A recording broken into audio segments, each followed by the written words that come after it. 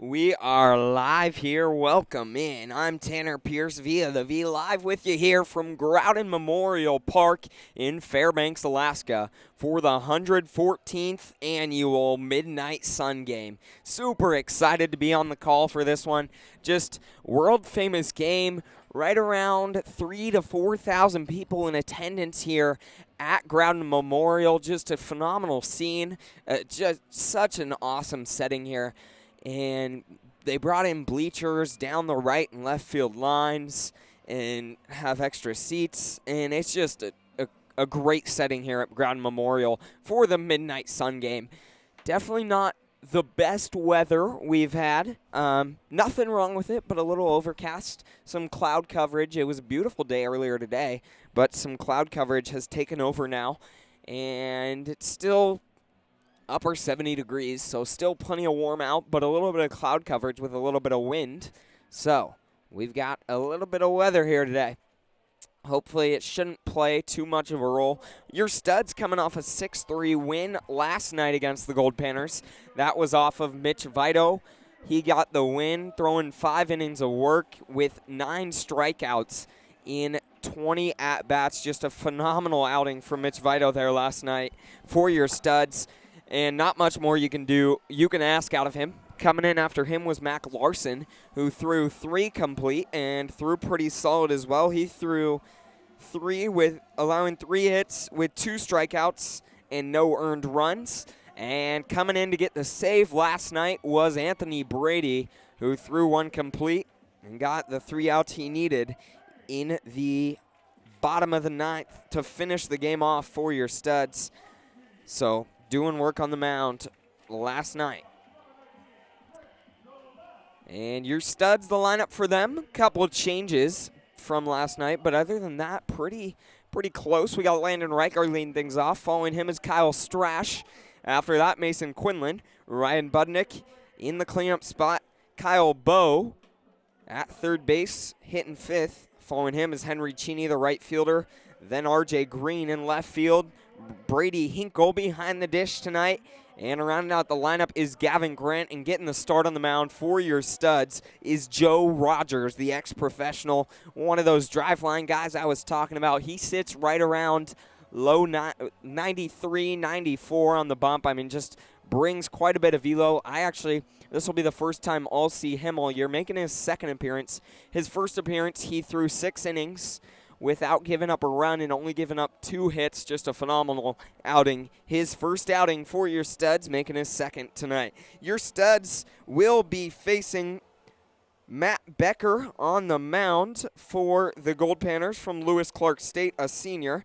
And he's coming out looking to do some work against this Studs lineup, who had a pretty good night last night. And as I said, got the win in Game 1, 6-3. So Landon Riker will be stepping into the box right now against Matt Becker.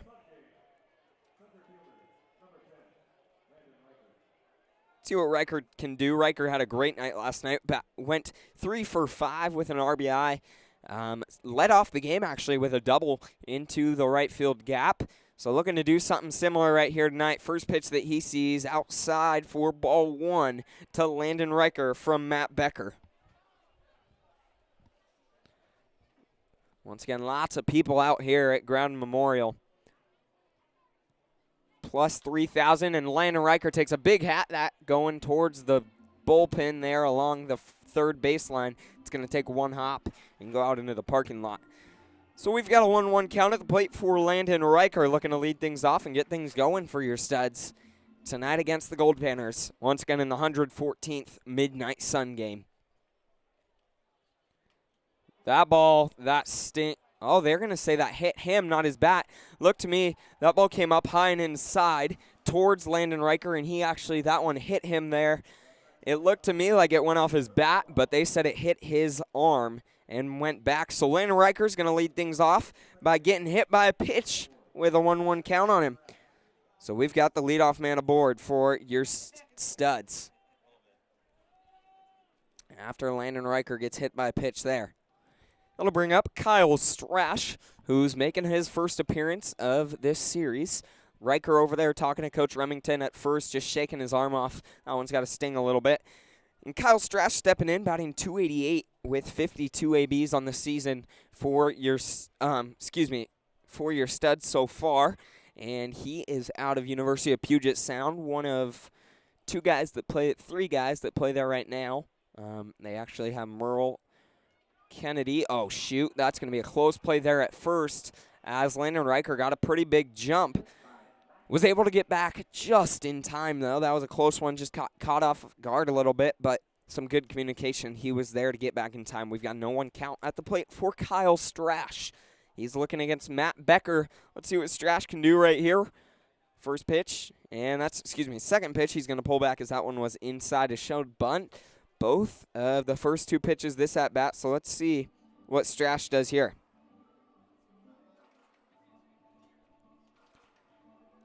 And Matt Becker once again out of Lewis Clark State. Next pitch, showing bunt. That's going to be popped back over the net behind home plate. Count moves to 1-2 for Kyle Strash at the plate. Let's see what Strash can do right here. Looking to do a job, advance the runner, get on board himself, do something for your studs right here against Matt Becker. Let's see what Strash can do.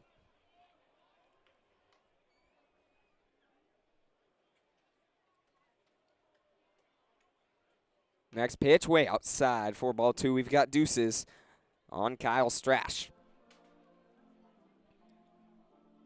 So Strash looking to do some work here.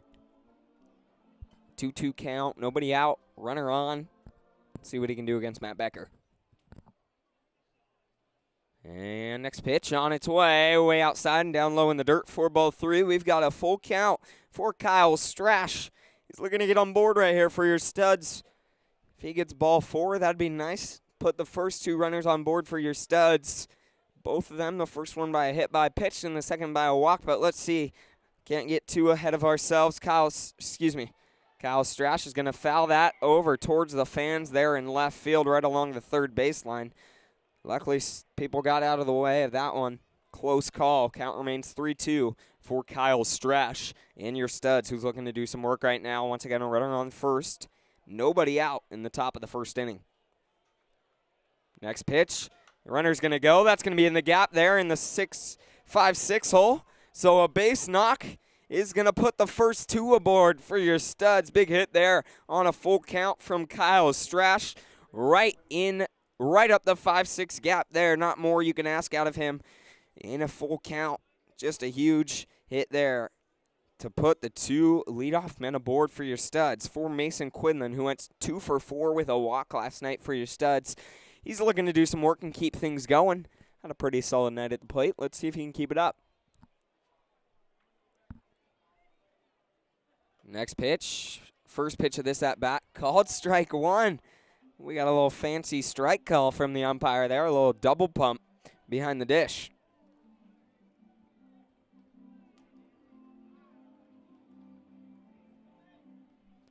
And once again, Mason Quinlan out of UPS looking to do some work. Next pitch on its way. Big swing and a miss there from Quinlan. He's got an 0-2 count. Let's see if he can shorten up. 2 strikes on him, looking to advance the runners. That would be nice right now. Once again, runners on first and second. Nobody out into the top of the first inning. Big time opportunity for your studs.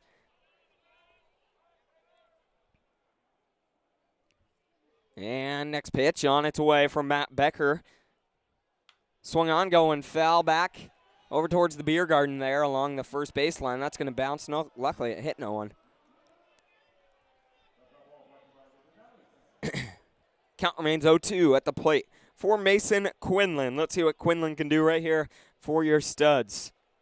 Once again, 10:07 local time in the Midnight Sun game. Next pitch on its way as Becker looks back. Called strike 3 to Mason Quinlan as he watches it slide by for strike 3. Just watch the fastball slide by. Wasn't sure about it.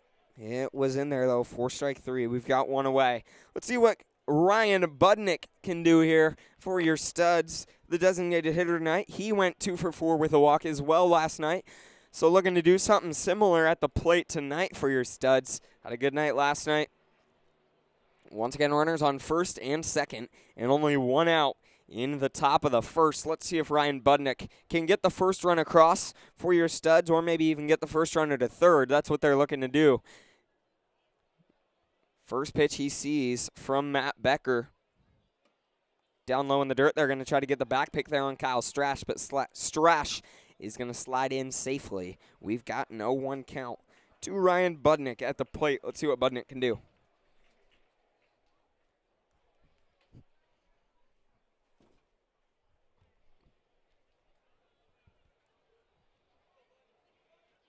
So a 0-1 count, 1 out, runners on first and second in the top of the first inning. Ryan Budnick looking to get things going for your Studs right now. Called ball 1. So we've got a 1-1 count at the plate for Budnick. Let's see what he can get here against Matt Becker and these Goldpanners. As I said before, Studs coming off a big 6-3 win last night to get the series going. They take game 1, game 2 here tonight. Game 3 tomorrow at 7 p.m. and then Game 4 at noon, 12 p.m. on Sunday. Big swing and a miss there from Ryan Budnick. Count goes to 1-2. See what Budnick can do. Shorten up, 2 strikes on him, looking to at least advance the runners. Ball into the outfield could possibly do that, but you never know. Let's see what Budnick can do. Ball to the right side even could do that, but don't want to get it too close to the second baseman. The Goldpanners turned 3 double plays last night, 2 of them 4.63, so not something that is not something they're not familiar with. Matt Becker stepped off the mound there on that last pitch, or on that last.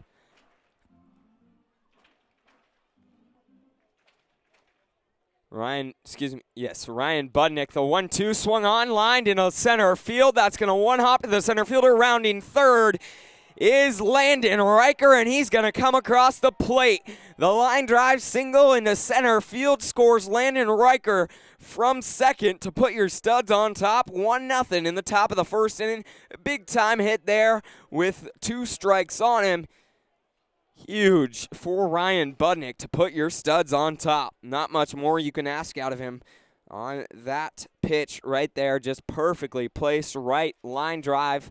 1 hop to the center fielder. And with Landon Riker's speed at second, there was a no-doubter about him coming across the plate at home. So we've got runners on first and second with 1 out again here for your Studs. And the first pitch to Kyle Bowe is going to be called strike 1. Kyle Bowe went 2 for 4 last night at the plate for your Studs, playing third base. As I said, the veteran on this team, I'm talking to him last night, and he said that he thinks this is his 10th or 11th year with the Studs. Has been around here for quite a while, actually 30, in his low 30s. I know that ball's going to be popped up into right field. Going back is the right fielder, who's having a hard time track that down, but he does track it down there.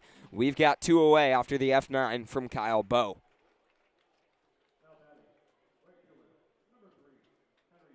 See what Henry Cheney can do right here. Went 0 for 3 at the plate last night. Has really just struggled all year for your Studs at the dish.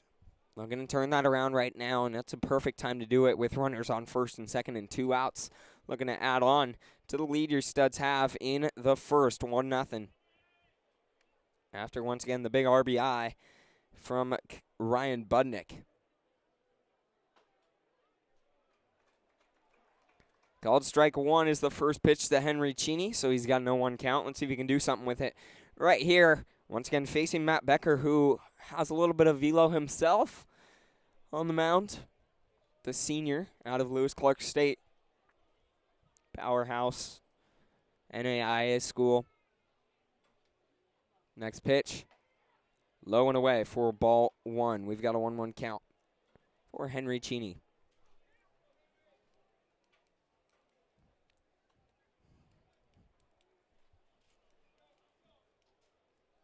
So Cheney stepping in.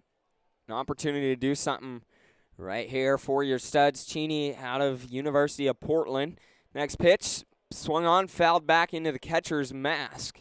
4 strike 2. Count moves to 1-2 for Henry Cheney at the plate for your Studs. Let's see what he can do right here.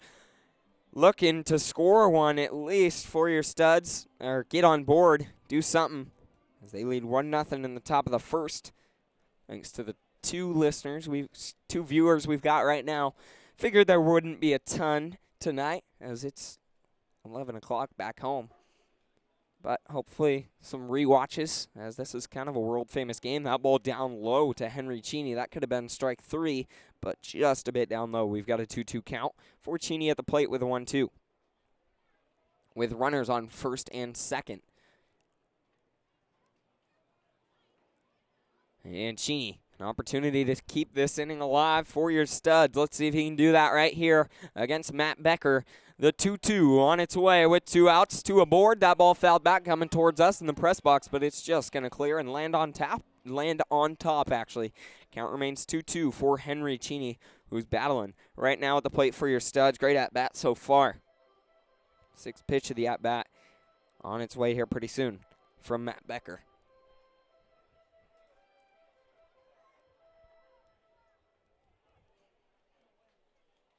And 2-2 on its way again.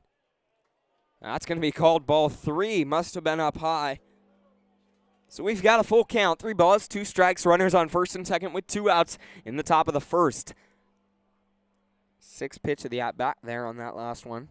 So let's see what Henry Cheney can do here for your Studs.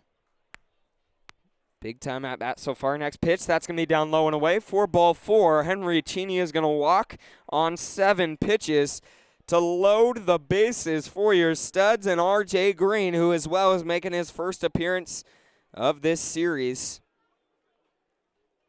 Let's see what he can do. R.J. Green, big time opportunity right now to get something going. First pitch that he sees outside for strike 1. We've got no one count to R.J. Green. Already 9, 13, 18, 25, 28 pitches so far in the first for Matt Becker, and it's not even over yet. So his pitch count getting up there early for the Goldpanners. Next pitch. That ball is going to be a hard chopper to the third baseman, who's going to field it, throw it over first, but throw it way over the first baseman's head. That's not going to be even close. So I think he would have beat that out, but the throwing error from the third baseman, so an E5 there, is going to put R.J. Green on board and score 2 actually for your Studs to put them on top 3-0 in the first. Just a little bit off, must have been off balance there was the third baseman for the Goldpanners. The throw wasn't even close to being on the mark or even at the right height. Once again, your Studs take an early 3-0 lead there on the E5 from the third baseman. It was a tough play to make. I mean, a hard chopper, bouncing, lots of bounces. The third baseman made a great play charging it and fielding it, but not the best throw. That ball's going to be fouled. First pitch to Brady Hinkle. So Hinkle's got no one count.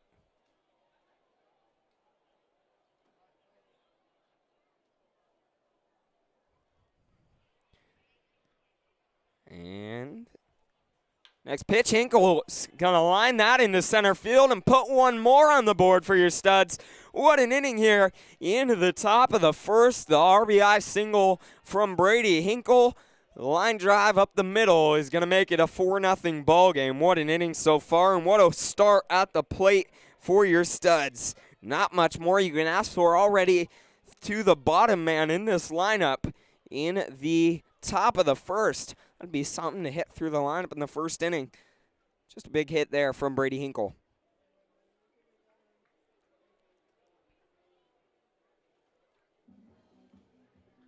And we've got a visit happening out there at the mound. That's going to be the general manager, Miles Kaiser. Excuse me, not general. The field manager, Miles Kaiser, heading out to the mound, having a word with Matt Becker, as Becker has already given up, let's see, 2 hits, 3 hits. 3 hits so far and 4 runs. Only 2 of those being earned, but already Excuse me, 1 earned for your Studs. Once again, they've got a 4-0 lead in the top of the first. Mound visit still happening out there. Miles Kaiser out there still having a word with Matt Becker.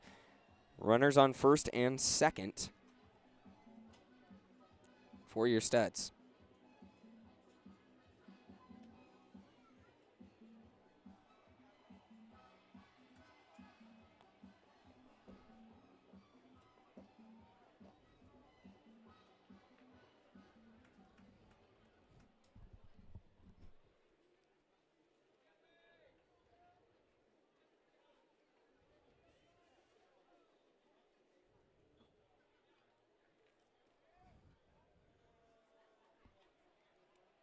So R.J. Green at second, Brady Hinkle at first. Let's see what Gavin Grant can do, who was 1 for 4 at the plate last night. Looking to do something right now, keep this inning alive. First pitch, swung on, hit hard towards the third baseman, who's going to field it and tag his bag as there were runners on first and second. For the force out, big inning for your Studs as they put themselves on top, 4-0 in the top of the first inning. Great work at the plate. Couple errors helped, but some good hard-hit balls, making it tough to make the plays, and a couple base knocks. Put your Studs on top, 4-0 in the first. We'll be back in just a minute to see what Joe Rogers can do in his second appearance of the season for your Studs.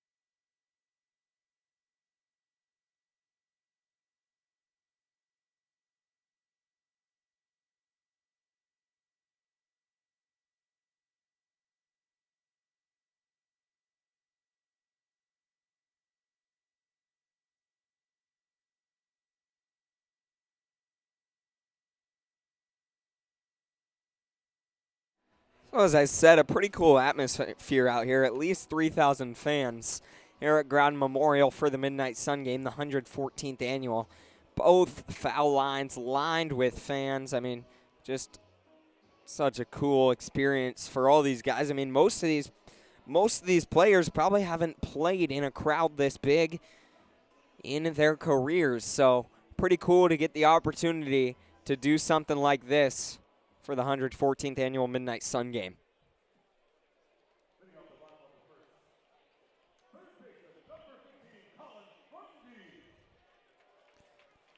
And, well, as I said, Joe Rogers stepping out on the mound, making his second appearance of the season for your Studs. Rogers, an ex-professional guy, actually played in the Minnesota organization, and the first pitch he throws is going to be ball 1 from Joe Rogers. So we got a 1-0 count at the plate for Colin Runge. And swung on, fouled back, going into the stands. That's going to drop back in foul territory. Count moves to 1-1 for Colin Runge. So Runge looking to do something here for the Goldpanners. Next pitch from Joe Rogers, swung on, fouled back again. Count is 1-2. So Joe Rogers, one of us, I was talking about a little bit last night. Quite a few guys on this Studs pitching staff are out of Driveline who have either been in a professional organization and got dropped or out of college and just didn't get signed, coming in trying to make an appearance. Joe Rogers fires that one in off the bat of Colin Runge. Count remains 1-2, so Rogers stepping in. The southpaw coming in from the left side. Looking to do some work right here. Get out number 1 against Colin Runge. A little bit. Gets him on the off speed there. Great pitch from Joe Rogers for strike 3. His first out is a strikeout. Great work from Joe Rogers there for your Studs.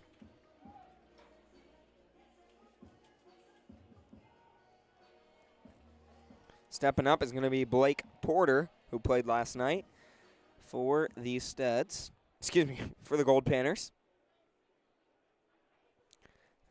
Actually, most of these guys played last night. First pitch he sees fouled back going towards the parking lot for strike one.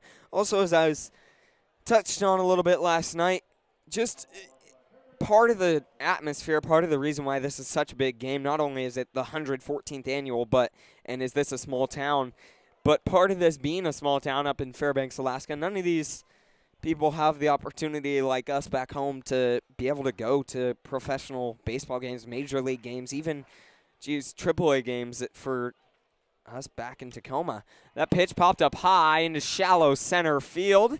And good work, great communication from Landon Riker there in center field, calling off both Gavin Grant and Kyle Strash, making the grab for out number 2 by F8. So lots of people here. Just a super cool atmosphere at Ground Memorial, and the just music after every pitch, walk-up songs, everything like that. And it's just super cool to be able to give these people the experience that it would be like at a professional game. We've got no one count for Connor Konishi after swing and a miss on first pitch. Next pitch from Joe Rogers, up high for ball 1. Count moves to 1-1 for Konishi.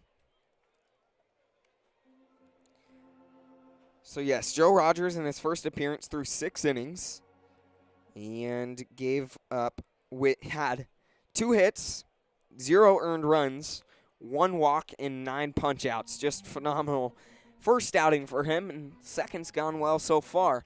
We've got a 2-1 count at the plate for Connor Konishi against Joe Rogers. Konishi looking to get things going for the Goldpanners right here in the bottom of the first inning. Next pitch on its way from Joe Rogers. Swing and a miss for strike 2. We've got a 2-2 count, just 1 pitch away.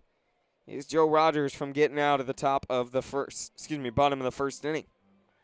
See what he can do on this next pitch. Wouldn't be surprised to see a little off-speed here against Konishi. And yes, that's what we're going to see down low and away. He gets him swinging in that one for strike 3. So Connor Konishi goes 1-2-3 with 2 punch-outs in the bottom of the first. Not much more you can ask out of him there. Great work from Connor Konishi, and only throwing 12 pitches in the bottom of the first. Great work on the mound for Konishi for your Studs. We head back to the top of the second inning, and coming out to put some more runs on the board, hopefully, is your Studs lineup back to the top of the lineup. In only the second inning they hit through the lineup in the first. We'll be back in just a minute for the second inning.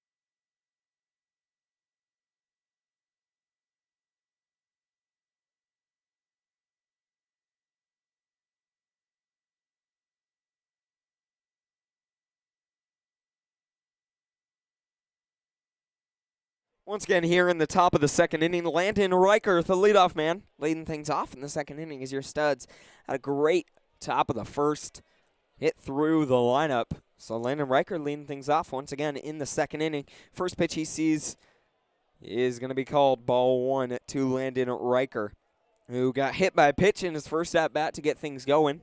Ended up crossing the plate as the first run of the game. He scored off of Ryan Budnick's RBI single. That ball is going to be hit hard towards the third baseman. Great play there at third for the Goldpanners. That is Colin Runge over there at third making a great play, picking that one out for out number 1. So a 5-3 ground out is going to be out number 1 in the top of the second.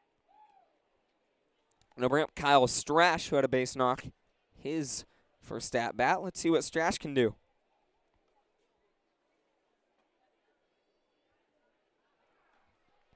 Called strike one is the first pitch to Kyle Strash. He's looking to do some work right now against Matt Becker on the mound for the Goldpanners. Let's see what Strash can do. Next pitch on its way. Up high, 4-1. We've got a 1-1 count. Kyle Strash out of University of Puget Sound.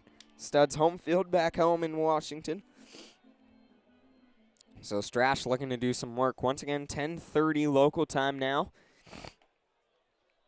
That ball out and away for ball two. We've got a 2-1 count.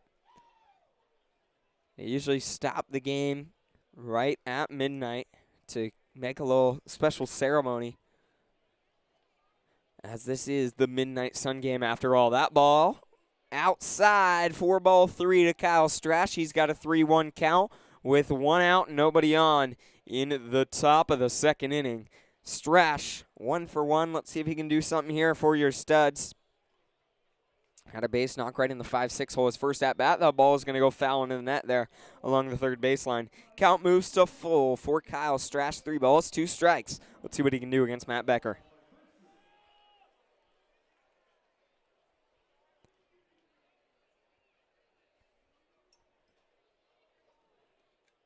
(3-2) on its way. That hit towards the third baseman, Matt Runge, who's going to field it, throw it to first in time. Good play there at third from Colin Runge. Pretty solid player over there. Did have the one error that gave up 2 runs in the first, but other than that, has showed pretty good glove over there at third for the Goldpanners.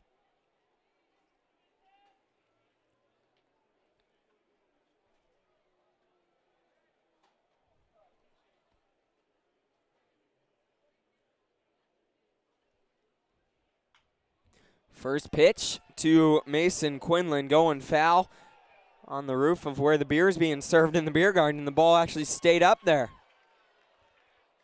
Trying to pop it out is the fans over there. Pretty funny scene. Some of them jumping up, trying to get it. No one can get it as the ball's sitting up on top. Oh, there they go. Someone got it over there. We've got no 1 count. Make that 1-1 to Mason Quinlan, who's 0 for 1 with a strikeout looking to turn that around right here.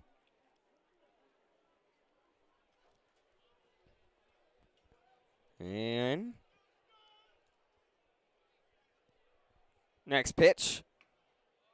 Down bottom half of the strike zone for Mason Quinlan. We've got a 1-2 count at the plate for Quinlan. Let's see what he can get here. 2 outs, nobody on. 1 ball, 2 strikes in the top of the second. He's looking to do some work right here. Next pitch on its way from Matt Becker. Swing and a miss, gets him on the off speed. So a much more efficient top of the second for Matt Becker. He goes 1-2-3 with a punch out. But Studs still lead 4-0 heading to the second. We'll be back in just a minute for Joe Rogers' second inning of work.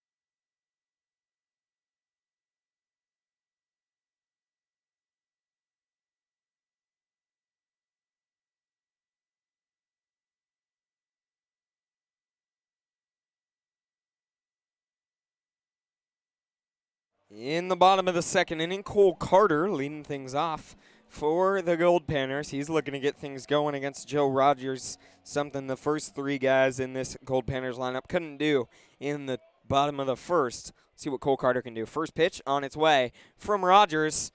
Great pitch. Once again, as I said, Joe Rogers sits right around 93, 94 on his fastball. Just a solid guy on the mound. 4-year studs. That one was called strike one. Next pitch from Rogers. That's going to be missed down low. Make it a 1-1 count at the plate for Cole Carter. Joe Rogers, out of the Minnesota Twins organization. And next pitch from Rogers. Big swing and a miss there from Cole Carter. Makes it a 1-2 count. Great work on the mound so far from Joe Rogers.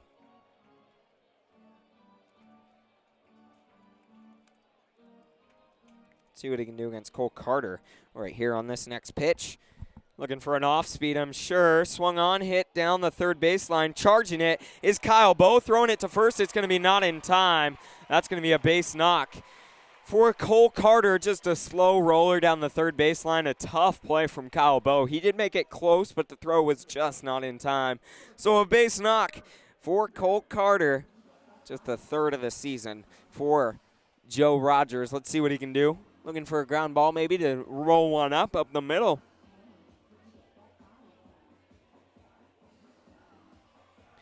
And Aaron Kim at the plate now.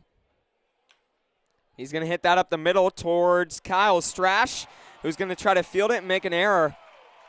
So an E4 there is going to put Aaron Kim on board on the first pitch he sees, right up the middle, to put runners on first and second.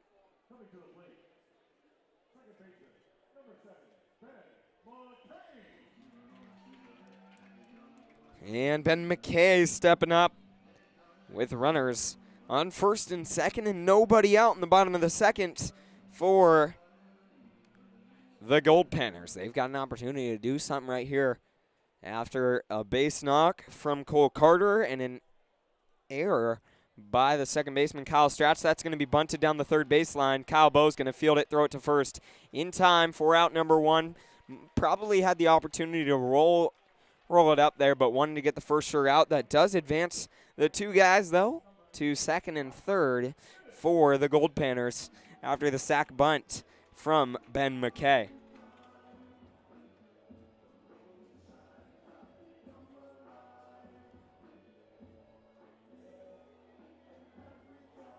So we've got one away with runners on second and third. Braxton Innes, the right fielder, stepping up to the plate. And Innes looking to do something here.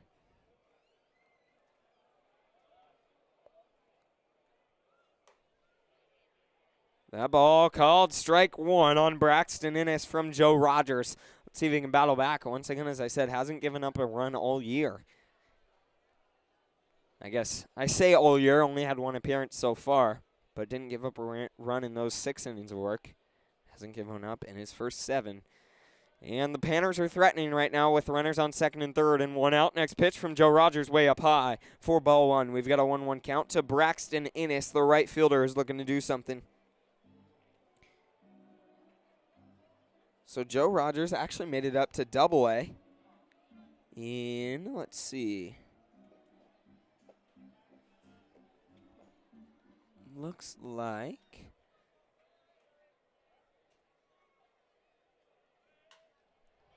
that ball's going to be hit towards Gavin Grant at third. They're going to put the tag down.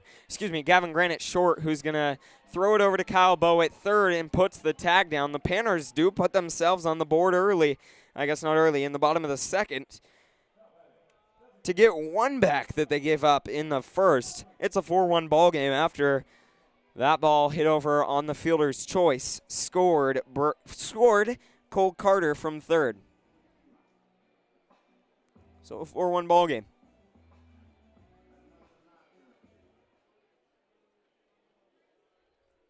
And Aaron Kim got out on the tag there at second.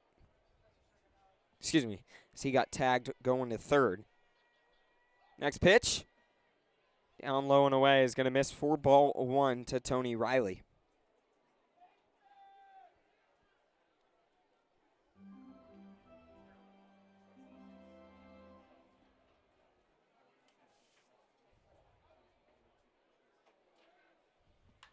The ball is going to be popped up high into shallow left field. Running back is Kyle Bowe, who's going to call everyone out and make the grab over his head for out number 3. The Goldpanners do get one in the bottom of the second, but it's your Studs still cling to a 3-run lead. Joe Rogers gave up one, that run being earned after Cole Carter led things off with a base knock down the third baseline, and then it came around to score. We'll be back in just a minute for the top of the third. Your Studs looking to get the bats going once again.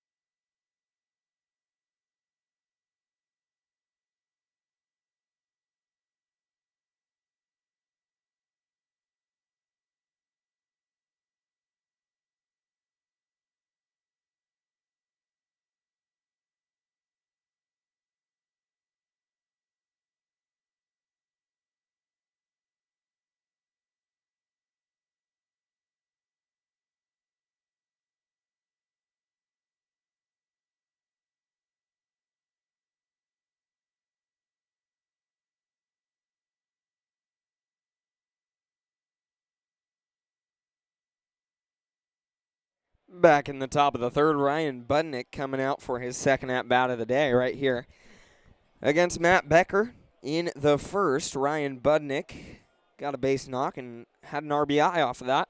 He scored Landon Riker. Once again, a 4-1 ball game in the top of the third. First pitch, he sees going foul, out of play towards the bullpen there. Down the third baseline, count moves to 0-1 for Ryan Budnick.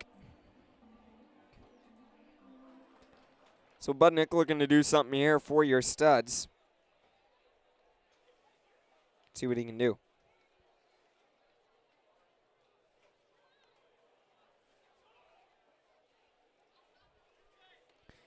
We've got a 1-1 count as that one was ball one. So 1 ball, 1 strike to Ryan Budnick. What a base knock, his first at bat, and looking to do something similar right here for your Studs in the top of the third. Next pitch on its way. That's called ball 2 to Ryan Budnick.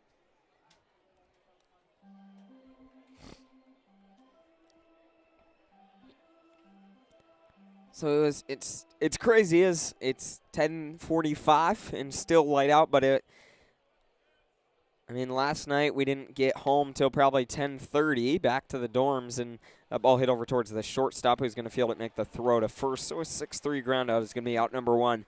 But didn't get back to the dorms till probably 10:30, and it was weird not being like, hey, we don't play until 24 hours from now. Just bizarre. Starting at 10 o'clock at night with no lights. It's kind of the big thing about the Midnight Sun game is no artificial lights are used here during this game. We've got one away for Kyle Bowe in the top of the third. He hits that to the shortstop, and that's going to be a 6-3 ground out for the second time here for out number 2 from Kyle Bowe on the first pitch he saw.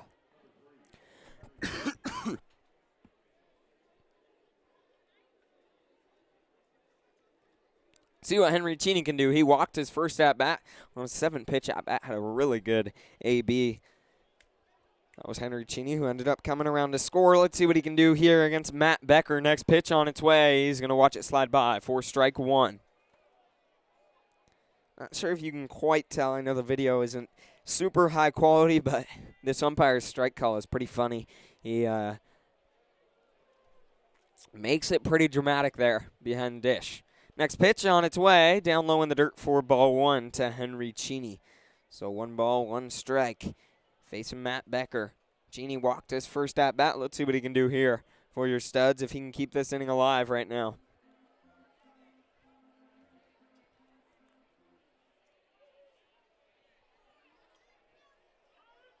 Swung on, going foul over towards the beer garden again.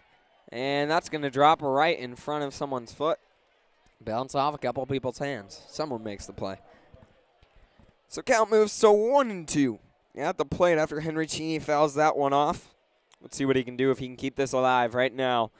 Next pitch from Matt Becker on its way to Henry Cheney. Swung on, going into right field, but ended up being a little shallower than that. The first baseman just had to take about 3 steps back, and he was there to make the grab for out number 3. So after going through the entire lineup in the first, that's back-to-back innings. Your studs have gone 1, 2, 3 at the plate. Not really what you want to do, but good thing they got 4. Put up a 4 spot in the first. They lead 4-1 heading to the bottom of the third. Let's see what Joe Rogers can do in his third inning of work. We'll be back in just a minute.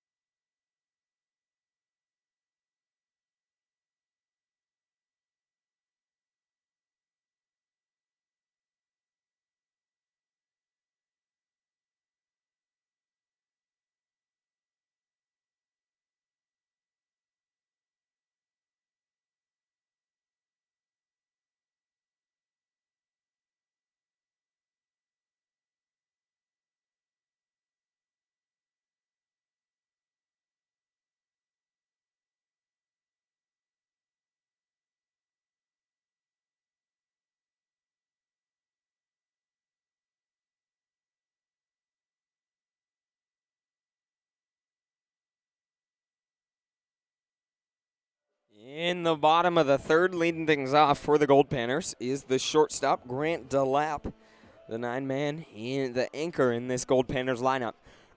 First pitch he sees from Joe Rogers is down low and inside for ball 1 to Grant DeLapp. Pretty quick moving game actually so far. Hasn't been too bad at all. Last night started out really slow. That ball going up towards the bleachers there along the first baseline. No one makes the play on that one. We've got a 1-1 count at the plate for Grant DeLapp, the shortstop out of Washington State University. And Joe Rogers getting a new ball. I think your stud's going by, looking to go by committee tonight on the bump, as Michael Warnick already getting warmed up out there in right field in the Studs bullpen. That ball fouled back. Oh, that hit off one of the pillars here in the press box, then bounced back onto the field. Luckily that didn't hit anyone. Count goes to 1-2 for Grant DeLapp at the plate. See what he can do. Next pitch on its way from Joe Rogers. It's fouled back, just barely staying alive. Was Grant DeLapp there on that ball? Just barely got a piece of it, fouling it back. And next pitch on its way. Swung on, hit up the middle towards Gavin Grant, who's going to run, dive, try to make a play on it, but he cannot. That's going to be a base knock for Grant DeLapp to get things going in the bottom of the third. So Grant DeLapp takes that one right back up the middle for a base knock to put himself on board. Second hit of the day for the Goldpanners.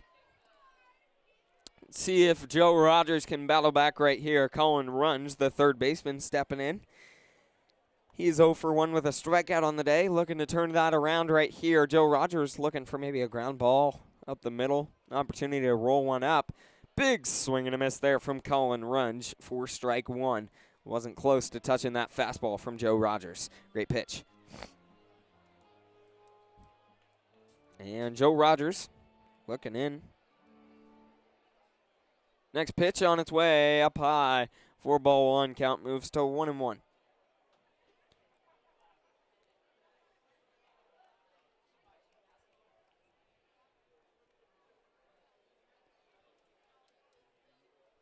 And the 1-1 on its way. Swung on, hit back up the middle. That's going to be a broken bat. Kyle Strash is going to flip it to Gavin Grant. And they're going to throw that one away, as I think Gavin Grant was kind of expecting Kyle Strash to take that one himself and then ended up flipping it. And the throwing error from Gavin Grant is going to advance. So fielder's choice is going to put Colin Runge on first, but then the E6 is going to let him advance to second. We've got one away, though, in the top of the first. Excuse me. Not sure why I'm saying that. Bottom of the third.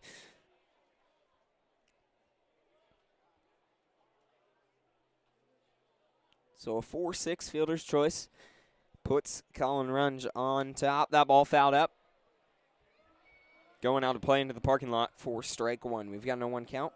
The plate for Blake Porter. That ball looked like it was, the second time today we've had an opportunity, looked like, to roll up a double play, but both times it hasn't been successful. At least they've gotten one out on each of them, though.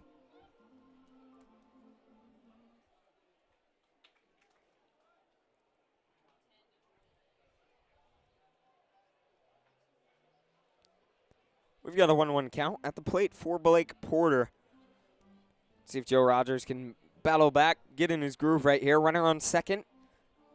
There's one out. And next pitch on its way. Way up high for ball two. A 2-1 count. Good work from Brady Hinkle there behind the dish, popping up. Making the play on that one.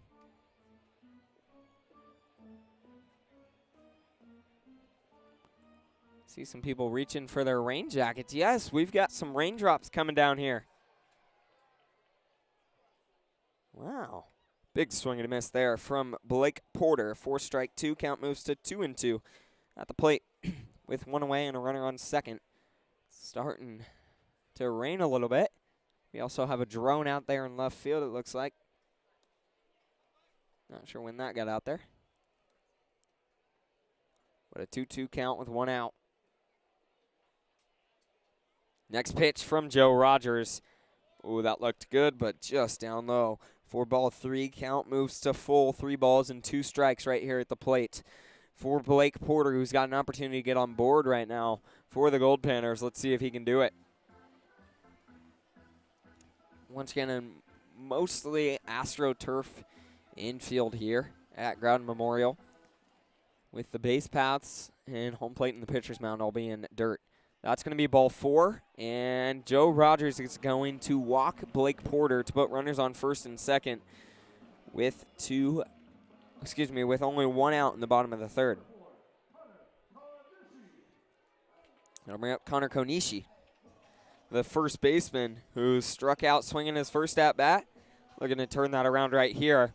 Let's see if Joe Rogers can maybe get a ground ball opportunity to turn one, and maybe your studs can execute it here. Looking to get out of this inning with no damage done. Next pitch from Joe Rogers on the outside half. That looked really good, but called ball one from the umpire there. So 1-0 count at the plate. Runners on first and second with one out. Rain's starting to come down quite a bit, actually. And next pitch on its way from Joe Rogers. Inside, great pitch on the inside half there. 4-1. Count moves to 1-1. Forecast was not projecting this rain here. It's a little interesting. The 1-1 from Joe Rogers on its way. Great pitch locating there on the outside half, bottom corner, low and away. 4-2. Count moves to 1-2 at the plate for Connor Konishi. Konishi looking to do some work right here for the Goldpanners. Let's see what he can do.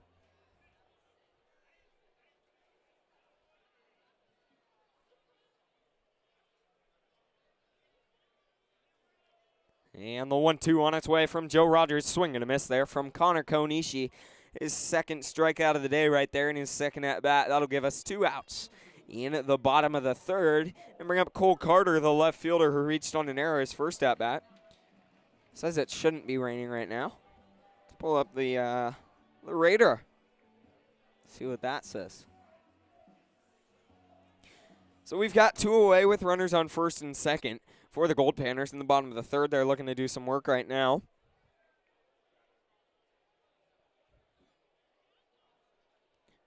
And first pitch of this at-bat popped up high into shallow center field. Right on the cut is Kyle Strash back there to make the grab for out number 3. So an F4 is going to get us out of the bottom of the third with no damage done.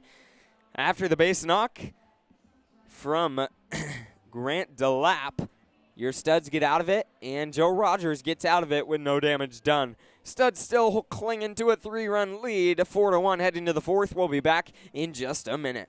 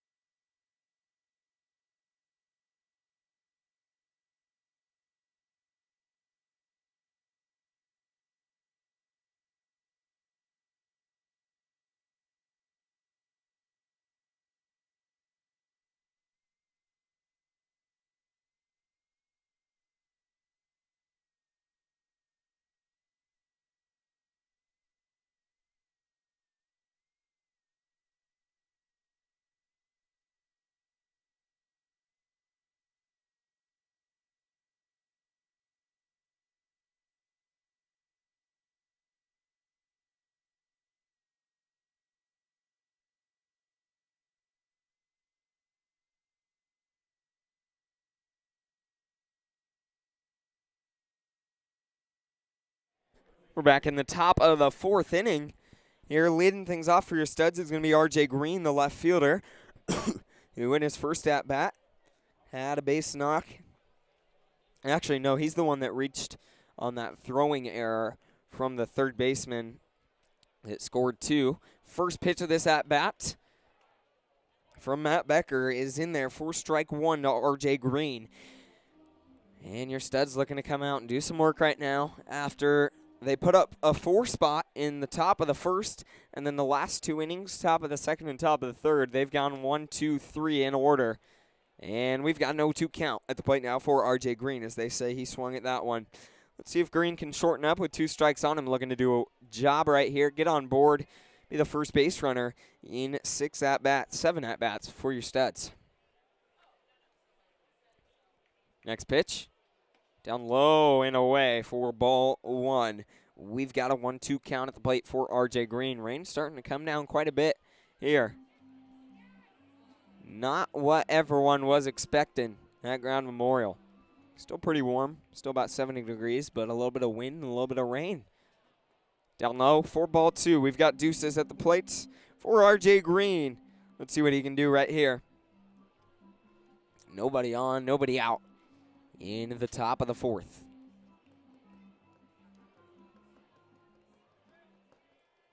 And next pitch on its way from Matt Becker, who's been real good these last 2 innings. That's going to be a hard chopper over the second baseman, who's going to field it, throw it to first in time. A close play there. RJ Green, who's got some speed on him, but just barely didn't beat that one out. So a 4-3 ground out is going to be out number 1 in the top of the 4th. Let's see if Brady Hinkle can do something at a base knock. His last at-bat, a line drive, RBI line drive. Right back up the middle in his first AB.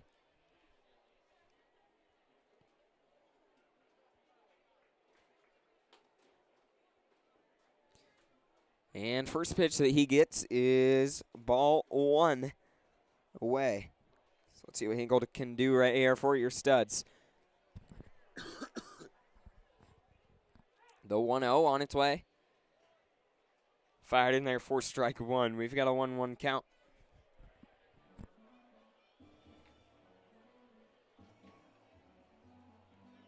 Not many people coming in here expecting this rain.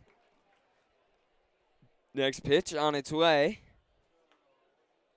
Called strike 2 there on Brady Hinkle as he watches it slide by. See if he can shorten up, figure something out right here with 2 strikes on him. Looking to be the first base runner in 7 at-bats for your studs.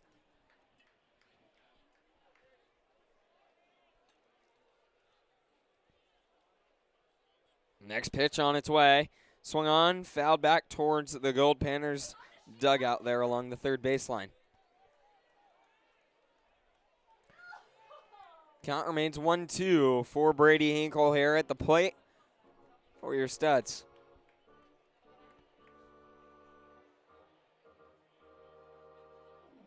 And next pitch on its way. Swung on, turned hard, going in the bullpen there along the third baseline. Good hack there, just a bit out in front of that one was Brady Hinkle. Good hack, though. He's battling right now with 2 strikes on him, staying alive at the plate. As I said, we've got a 1-2 count. 1 out, nobody on. Next pitch, swung on, fouled back. Brady Hinkle battling at the plate right now for your studs. Great work there on that hack. 6th pitch of the at-bat right there. And the 7th on its way here pretty soon from Matt Becker.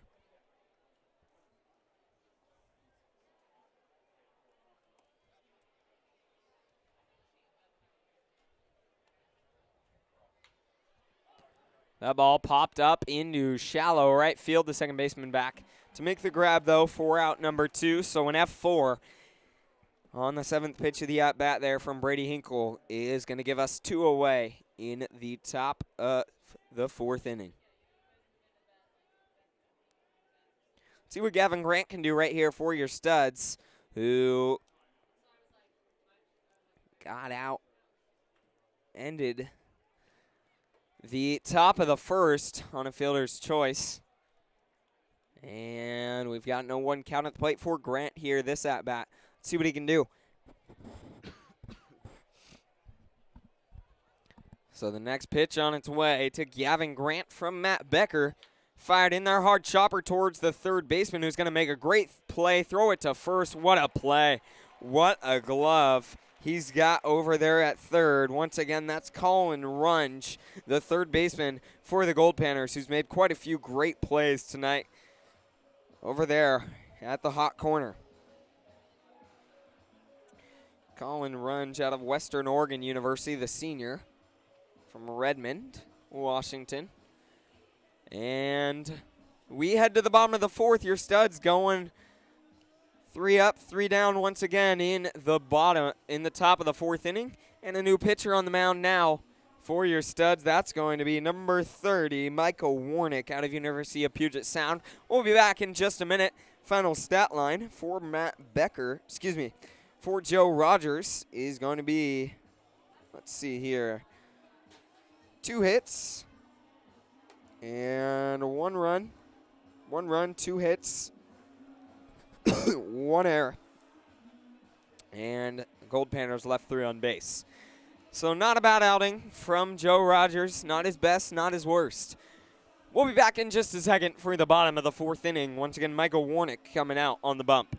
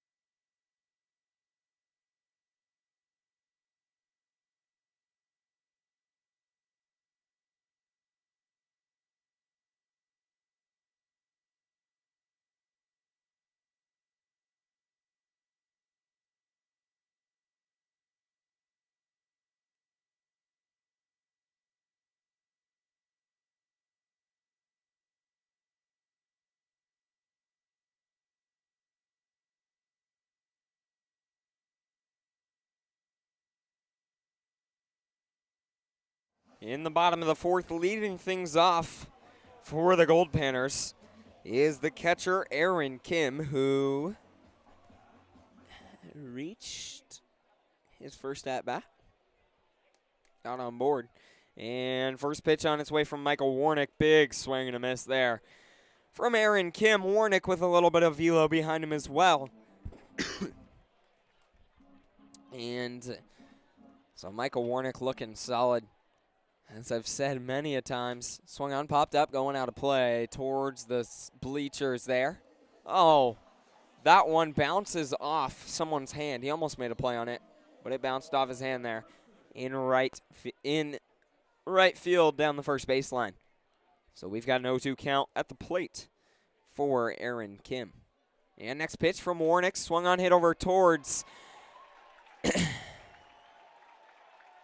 Michael Quinlan at first, who jumped up, and just out of his reach was that line drive there from Aaron Kim. So a base knock into right field is going to put the leadoff man aboard in the bottom of the 4th inning for the Goldpanners. Their 3rd hit of the game right there. First hit that Michael Warnick has given up all season right there, through making his 3rd appearance right here through 6 innings of work. He's only allowed 2 walks, 7 punch-outs, and that was the first hit right there. First pitch of this AB right there looked real good, but called ball 1 to Ben McKay, who got out on a sacrificed bunt his first at-bat. And the next pitch on its way from Warnick. Big swing and a miss there from Ben McKay to give us a 1-1 count with a runner on first and nobody out in the bottom of the 4th inning. Warnick, as I said, out of University of Puget Sound, the senior out of there.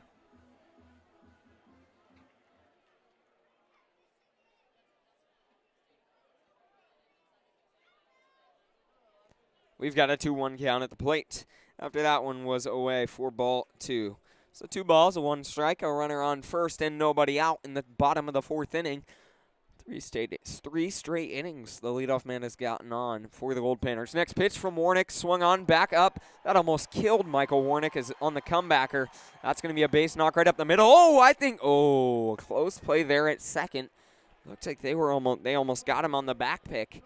Good throw there from Landon Riker, but the runner did get back, so a base knock up the middle from Ben McKay. Puts runners on first and second with nobody out.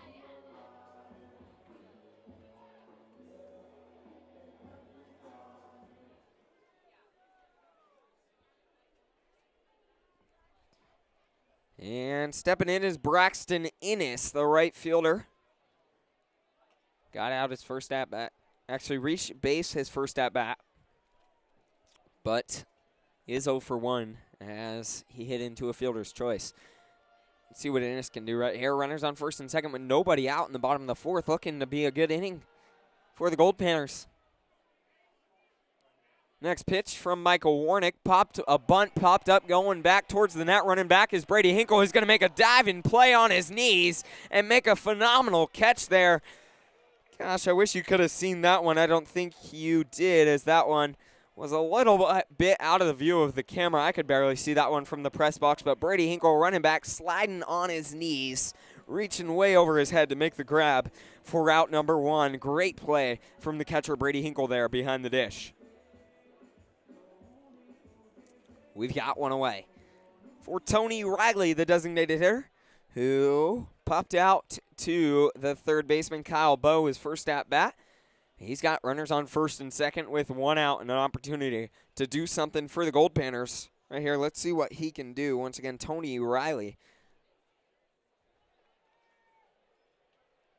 No, is that? No, looks like we've got a new hitter.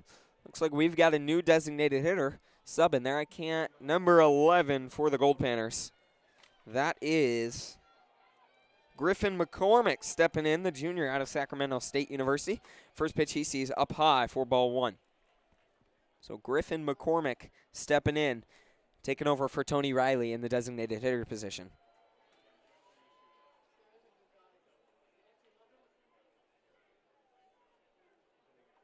Number 11, Griffin McCormick once again.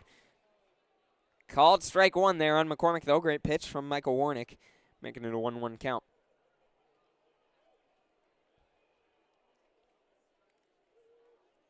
Warnick to McCormick. A little bit of rhyming going on right here. 1-1. Next pitch on its way. That's going to be popped up. Brady Hinkle hustling over. That one coming towards the net, but he can't make the play on it that time. Count moves to 1-2 at the plate for Griffin McCormick. 1 ball, 2 strikes, and 1 out in the bottom of the fourth with runners on first and second. So let's see what he can do right here. 11:10 local time.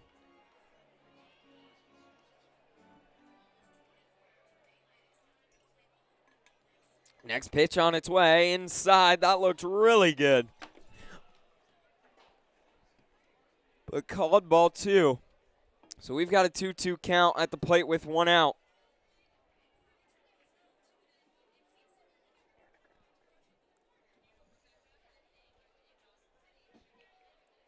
So 2-2, 1 out. Next pitch from Warnick, going foul into the netting there along the third baseline. Once again, Griffin McCormick at the plate, battling with 2 strikes on him. 2 balls, 2 strikes. Runners on first and second with 1 out.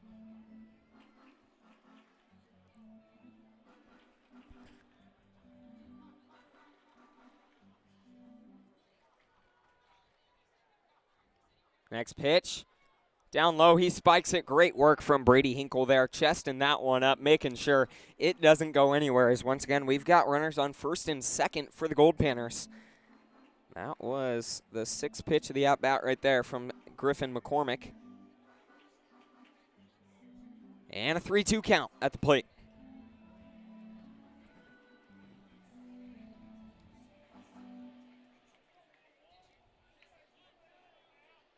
Next pitch on its way. Runners are going to go. That's going to go foul. So battling right now is Griffin McCormick in the designated hitter position for the Goldpanners. Stepping in. Once again, he's a sub right now, taking over for Tony Riley. Just the second at-bat of the day in this position.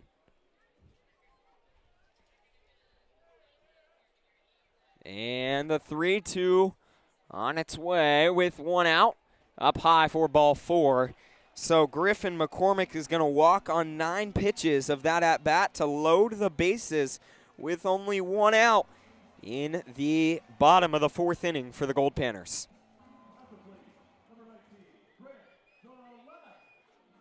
And Grant DeLapp, who had a base knock his last at-bat, has the opportunity to do something right here for the Goldpanners.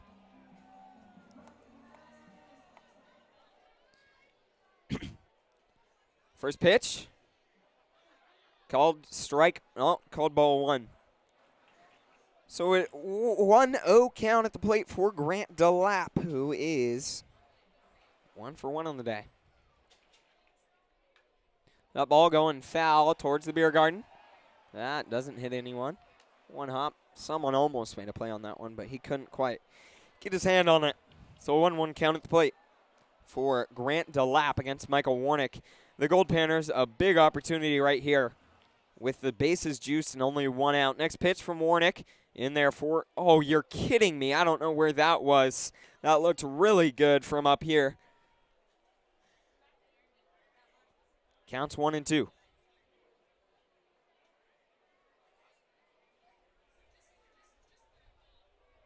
Next pitch. Swung on, going foul. Back over the netting there behind home plate. Count is 2-2 now at the plate for Grant DeLapp.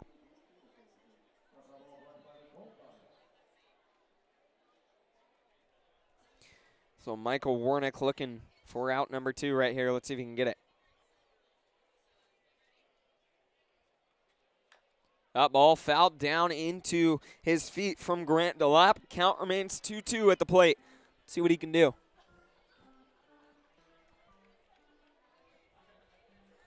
So 2-2 count with 1 out. Runners on all 3 for the Goldpanners. In the bottom of the 4th, they've got a big-time opportunity right now to get a couple back. 4-1 ball game. Next pitch from Michael Warnick. Swung on, fouled back in the netting. These guys not having a hard time seeing. Michael Warnick on the mound for your Studs. Lots of foul balls. I mean, Warnick already thrown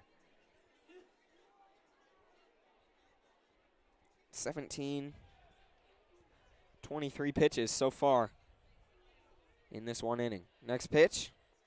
Swung on, hit over towards Kyle Bowe at third. He's going to field it, make a great play, throw it to first, but it's not going to be in time. Great attempt there from Kyle Bowe at third, picking that one out, throwing it over to Kyle Strash at second.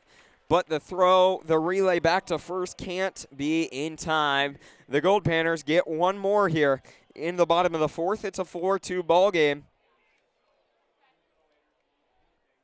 And runners on the corners now with 2 outs. Grant DeLapp reaches for the second time on a fielder's choice.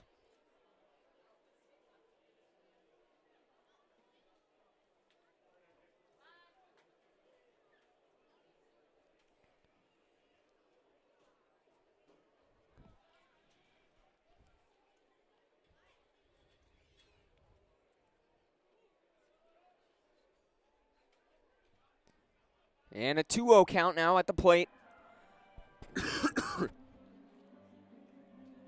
2 balls, 0 strikes for Colin Runs, the leadoff man.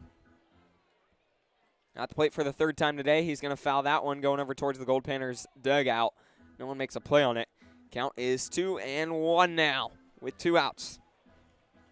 Rain coming down pretty hard. Sun is starting to peek through the clouds, so we've got a little bit of a weird lighting happening.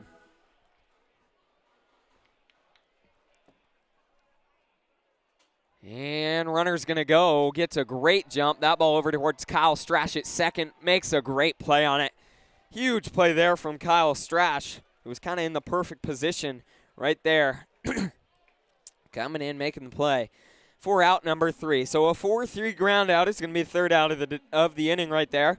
Goldpanners get 1 more back in the bottom of the 4th, and they're bringing out a new pitcher here for the 5th inning. We'll be back in just a minute.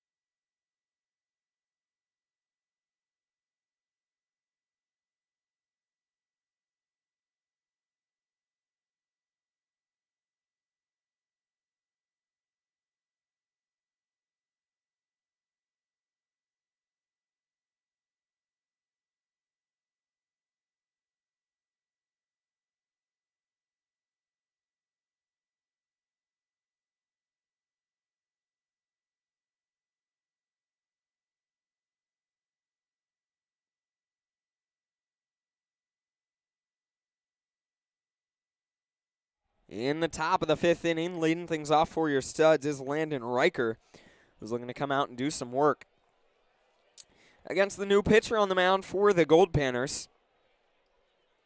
Haven't gotten an opportunity to see his number yet. Let's figure it out. Looks like he's got a little bit of velo behind him. First pitch to Riker is in there for strike 1 in the top of the 5th.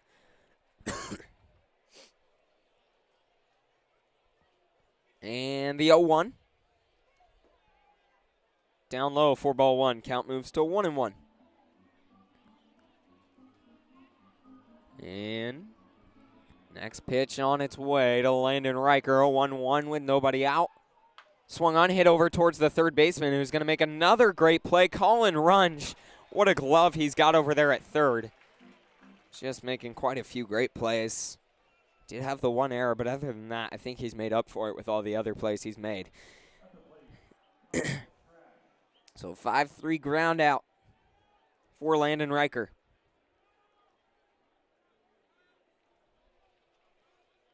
First pitch to Kyle Strash, called strike 1.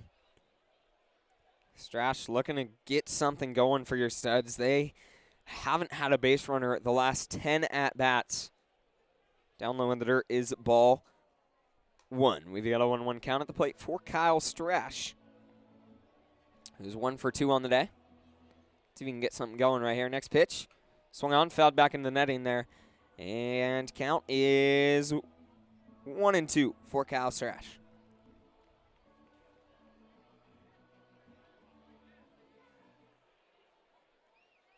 Down low in the dirt is ball 2 to Strash. 29. Finally get his number.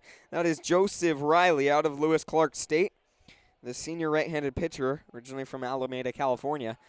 And that's going to be inside for ball 3 to Kyle Strash. So we've got a full count at the plate for Strash. Let's see what he can do right here against Joseph Riley.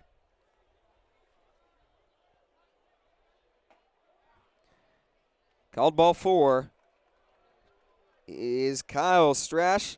It's going to be the first base runner in 10 at-bats for your Studs after he reaches on a walk.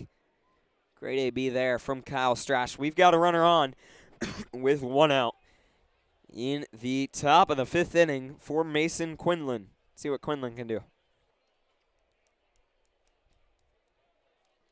Next pitch on its way.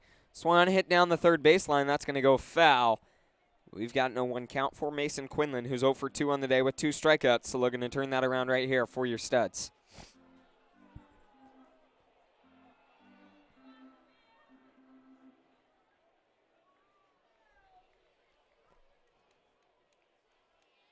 And next pitch on its way. Swung on, going foul. That's going way out of play into the...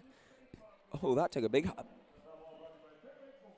That ball went way out of play there. Count is 0-2 at the plate for Mason Quinlan. Let's see what he can do right here. Looking to put a ball in play, at least right here for your Studs. Next pitch on its way from Joseph Riley. Up high for ball 1.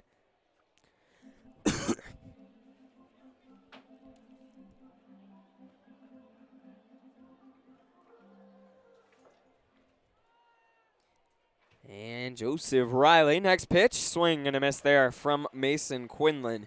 He's going to strike out swinging. And his third AB, he strikes out for the 3rd time. Not his best day at the plate so far. We've got 2 away with a runner on first now. And that will bring up Ryan Budnick, who's 1 for 2 on the day. He's got a runner on first and looking to keep this inning alive for your Studs. Let's see if he can do that right here against Joseph Riley, who's been real solid on the mound so far.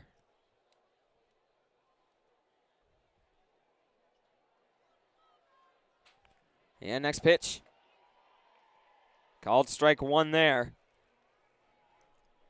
to Ryan Budnick. He's got no 1 count.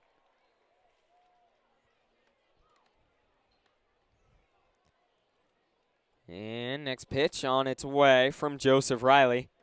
Down low for ball 1. We've got a 1-1 to Ryan Budnick right here. Let's see what he can do.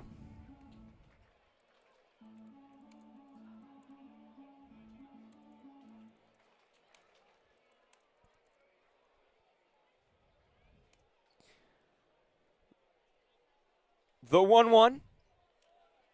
In there, fastball, 4 strike 2. Count moves to 1-2 at the plate for Ryan Budnick, who's looking to do something with that base runner over there. Kyle Strash at first, who walked. And fouled back there. Good hack from Ryan Budnick, staying alive for your studs.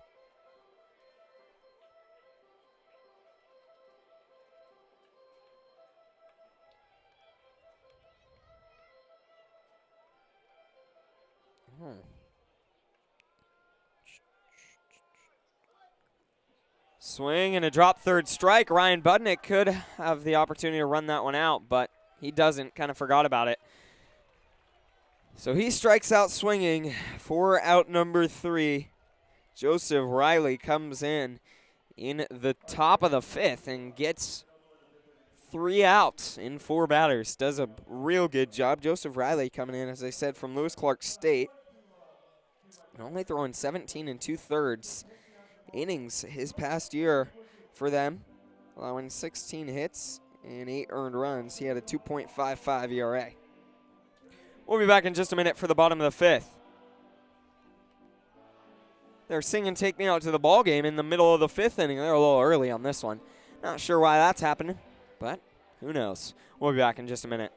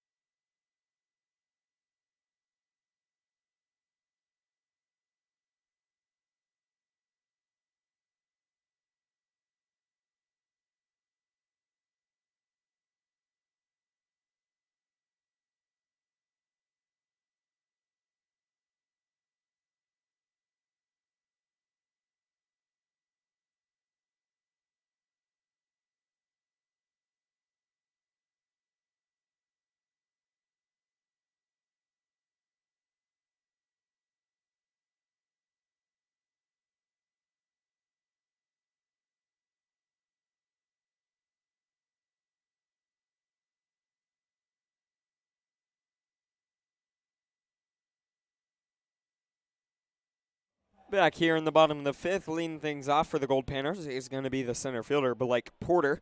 Porter stepping in, 0 for 1 with a walk on the day, so he's looking to get things going here in the bottom of the 5th for the Goldpanners against Michael Warnick, who came in and struggled. Did a good job, did a decent job on the mound for your studs in his first inning of work back in the bottom of the 4th inning. Gave up 1 run, but didn't do too bad. Gave up 2 hits. Next pitch, swung on, hit over towards Kyle Strash at second, who's going to wait on it, field it, throw it to first in time. So a 4-3 ground out on the first pitch he sees from Blake Porter is going to be the first out in the bottom of the 5th.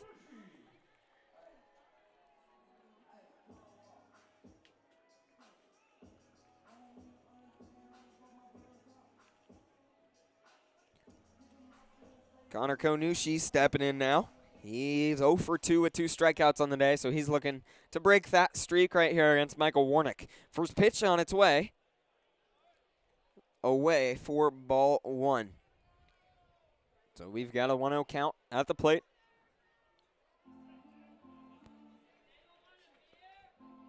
For Connor Konushi. Next pitch from Michael Warnick. Popped up, going foul, out of play is Kyle Bowe making a great play, running over. What a play there in foul territory from Kyle Bowe. Running over at least 30 feet to make the grab on that one right on the edge of the dirt warning track in the turf. Great play from Kyle Bowe in foul territory.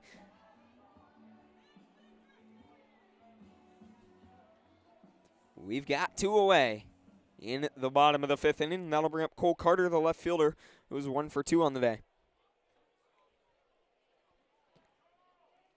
Let's see what Carter can do. First pitch, great pitch there from Michael Warnick. Inside half, 4 strike 1. We've got no 1 count. Much better inning so far for Michael Warnick. Rain still coming down a little bit. Not as much as it was, but it's definitely calming down. Down low in the dirt is ball 1 to Cole Carter from Michael Warnick. Counts 1-1 with 2 outs and nobody on in the bottom of the 5th.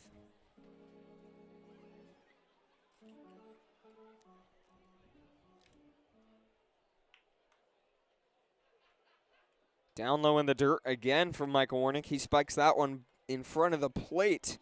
Count moves to 2-1. See if Warnick can find it here. Settle in, find his groove for your Studs. And next pitch on its way. Down low again, needs to bring it up a little bit. Count is 3-1, 3 balls and 1 strike at the plate for Cole Carter, who's looking to get on board right here. Let's see if Warnick can settle back in and find his groove. He had those last 2 at-bats. Next pitch on its way. Good, that's hit up towards Gavin Grant at short, who's going to field it, throw it to first. What a play there from Gavin Grant at shortstop, fielding it and throwing it to first in time for your Studs. Just making that play that's not easy at all, and he made it look real easy for your Studs over there in the 6th hole. So 1, 2, 3. Bottom of the 5th is much better inning for Michael Warnick on the mound. We'll be back for the top of the 6th in just a minute.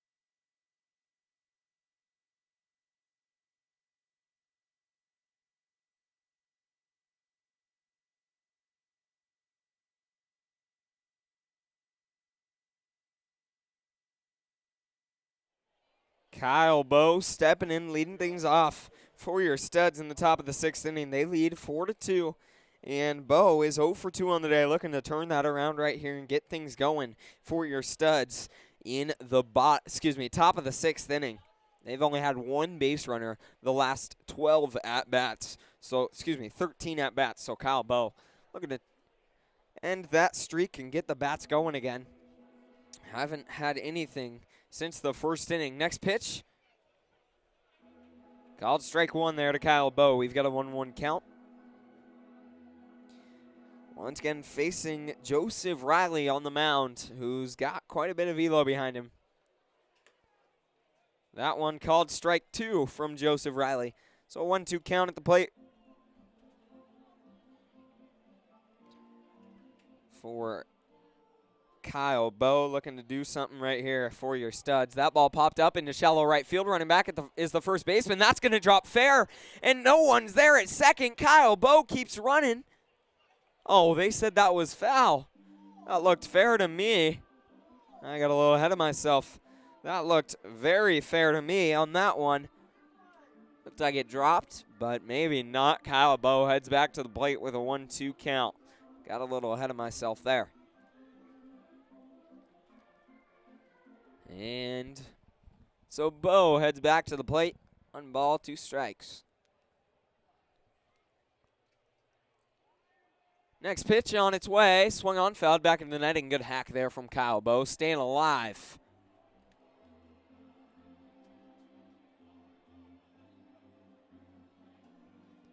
So Kyle Bowe battling right now at the plate for your studs. Let's see if he can get it up. Next pitch on its way. Swing and a miss. Not happy about that one. He's frustrated. Joseph Riley gets him on the off speed. For out number 1, Kyle Bowe strikes out swinging.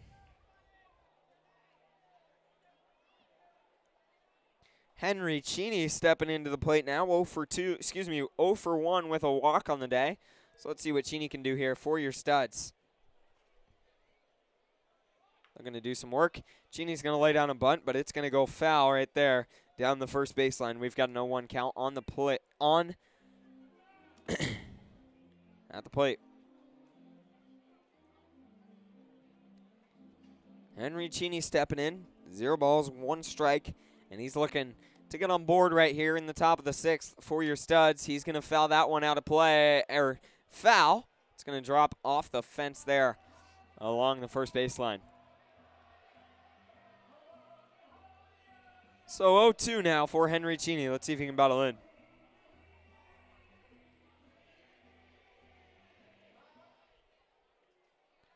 And Cheney hits that hard chopper to the shortstop, who's going to field it, throw it to first, make that look really easy. Got that ball out of his glove in no time. What a play there from the shortstop. Lots of great plays in the infield today from on both sides. We've got 2 away after that 6-3 ground out from Henry Cheney.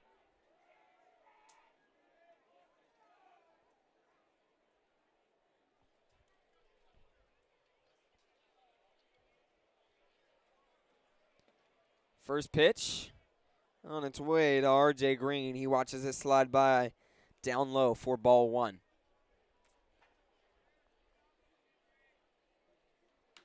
Swung on, going into left field, but the left fielder has to just take a couple steps to make the grab for out number 3. So Joseph Riley and the Goldpanners go 1-2-3 there in the top of the 6th. Your studs struggling to get the bats going these last couple innings. Coming out for his third inning of work is Michael Warnick. Let's see if he can do something that he did last inning. Just a quick 1-2-3 would be nice. We'll be back in just a minute for the bottom of the 6th.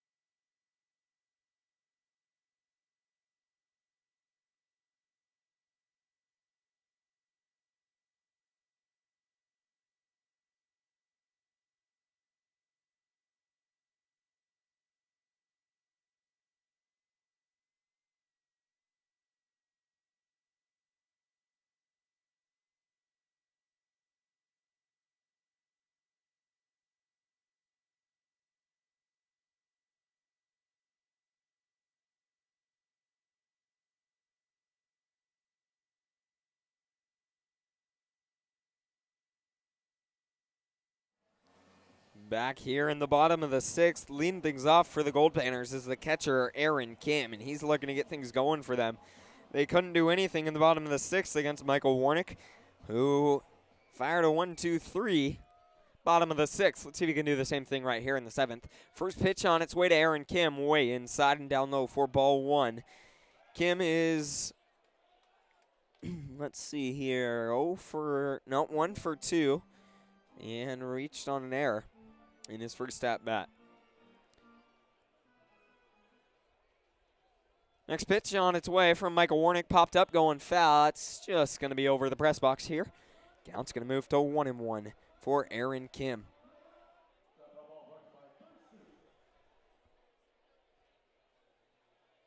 Let's see what he can do right here for your studs.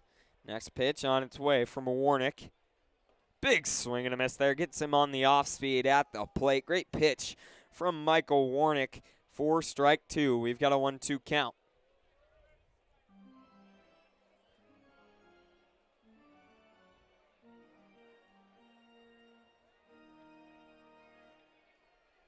Next pitch on its way from Warnick. He puts that one, a hard chopper down the third baseline, and it's going to go foul. Count remains 1-2 at the plate for Aaron Kim.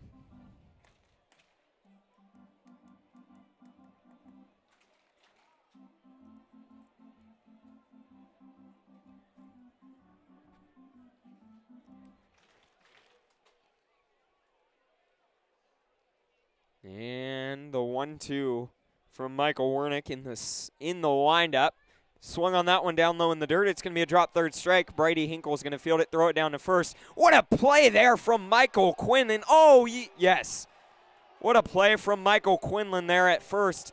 Picking that one out. Wasn't a very good throw there from Brady Hinkle behind the dish. He was a little rushed. Great play from Michael Quinlan there at first. For your studs, picking that one out.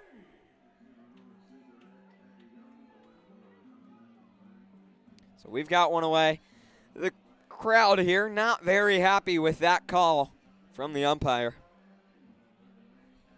And first pitch of this at-bat on its way. Down low in the dirt for ball 1 to Ben McKay.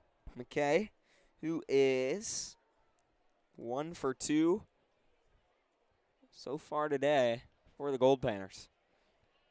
The 1-0 on its way from Michael Warnick with 1 out and nobody on. Down low and way inside for ball 2. Let's see if Warnick can settle in. And studs are planning to go by committee today, so coming in after Michael Warnick, and my guess in the 8th will be Jared Wilson. And we've got a 3-0 count now at the plate for Ben McKay.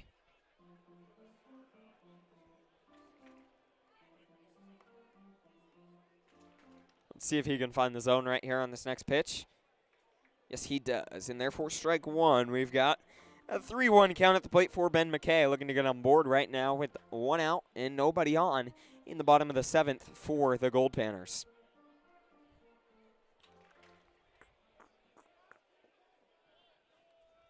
Excuse me, bottom of the 6th. Called strike 2. Great pitch there from Michael Warnick. Putting it by making it a full count, battling back and making this be interesting. Let's see what he can do right here for your studs. Looking to get something against Ben McKay. Full count. And next pitch on its way. He's going to spike it down low in the dirt in front for ball 4. So did battle back, but does walk Ben McKay to put a runner on in the bottom of the 6th inning.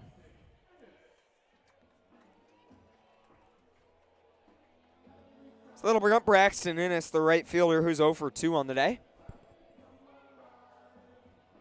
And he's looking to do something right here with a runner on first and 1 out at the bottom of the 6th. Michael Warnick looking to battle back right here. Let's see if he can do that. Swung on, foul tip back.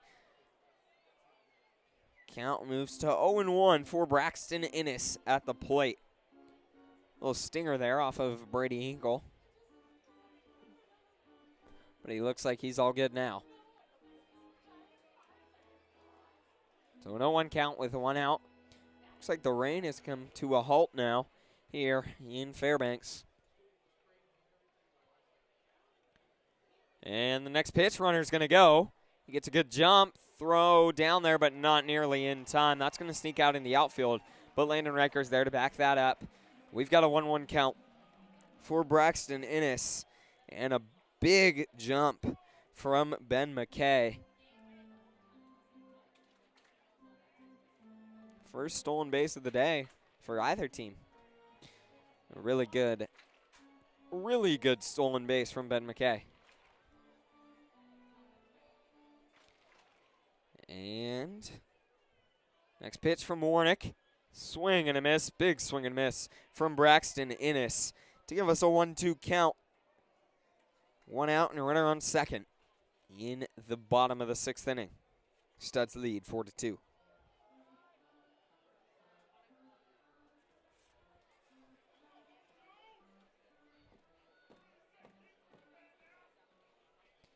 The 1-2 with 1 out. On its way from Michael Warnick up high. He's going to miss for ball 2. Count moves to 2-2 now at the plate. See what he can do. I'm going to battle back.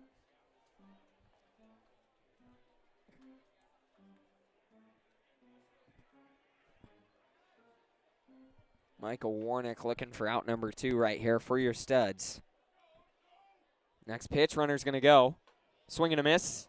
No one's there at third. Great play from Kyle Bowe there, stopping that one from going out in the outfield because that could have been trouble. But another stolen base from Ben McKay. We do have 2 away, though, after the strikeout swinging from Braxton Innes.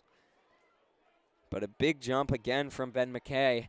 I mean, Michael Warnick's taking a bit of a little bigger leg kick than normal, and so Braxton Innes is taking advantage of it. We've got 2 outs now for Griffin McCormick, who in his first at-bat walked. He came in the second at-bat of this spot in the lineup, filling in the designated hitter position for Tony Riley. And first pitch on its way to McCormick in there, called strike 1. We've gotten a 1 count. Runner on third, and 2 outs in the bottom of the 6th.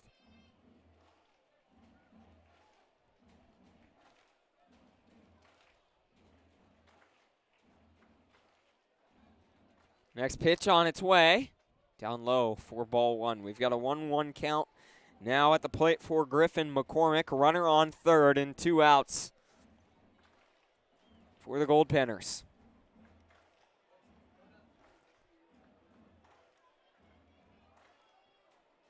Next pitch. That's going to be bunted down the third baseline. Kyle Bowe fielding it, trying to make a play on it, but he can't. So a bunt, a perfectly executed bunt down the third baseline. I mean, Kyle Bowe wasn't really expecting that. He was already in regular position deep along in the 5-hole. He's going to bring in the runner from third. Great bunt there from Griffin McCormick. That'll make it a 1-run ball game. And interesting here. With the runner on first. With 2 outs, Grant DeLapp stepping in.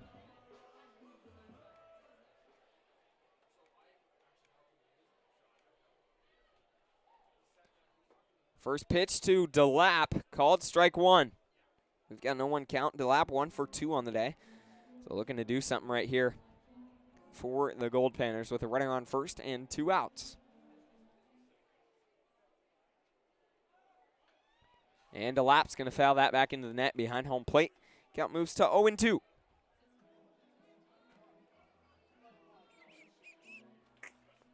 One and one, excuse me.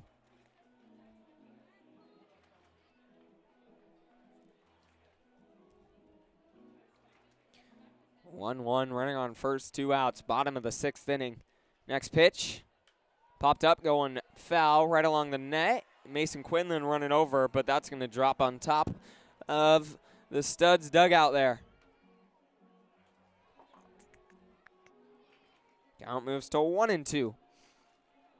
Runner on first. 2 outs. Michael Warnick looking to get out of this thing for your Studs.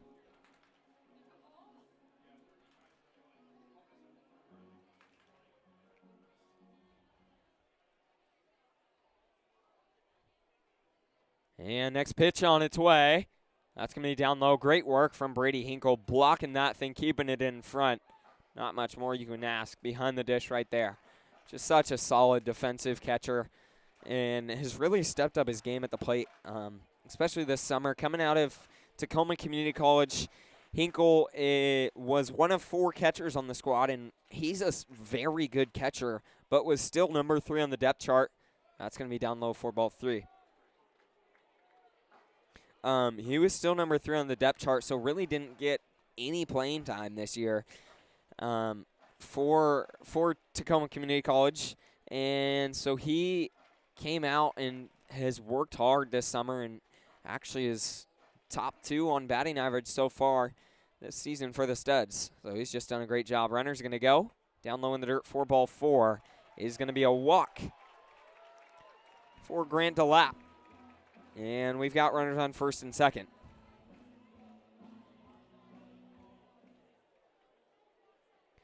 Let's see if Michael Warnick can settle in. We've got Coach Chris Remington heading out to the mound for the Studs. See what he can do. It's going to, as I said, Jared Rogers warming up for your Studs out there in the bullpen. I guess that's what you could call it, is the bullpen. I mean, they just got a mound and a plate there in foul territory along the right field line. Not much of a bullpen, but it is what it is. We've got a 4-3 ball game. Runners on first and second in the bottom of the 6th with 2 outs for the Goldpanners. They've got an opportunity to do something with the tying run on second. And we're just 11 minutes away from midnight here in Fairbanks.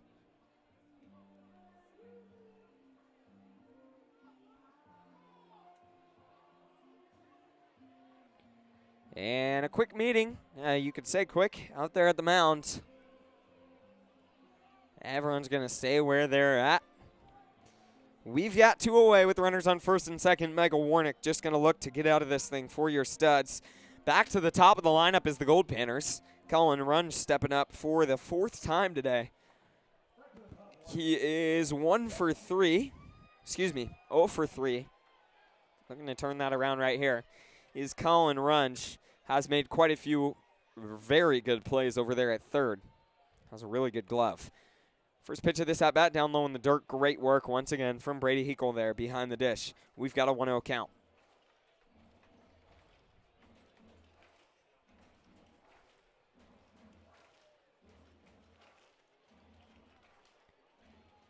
And 1-0.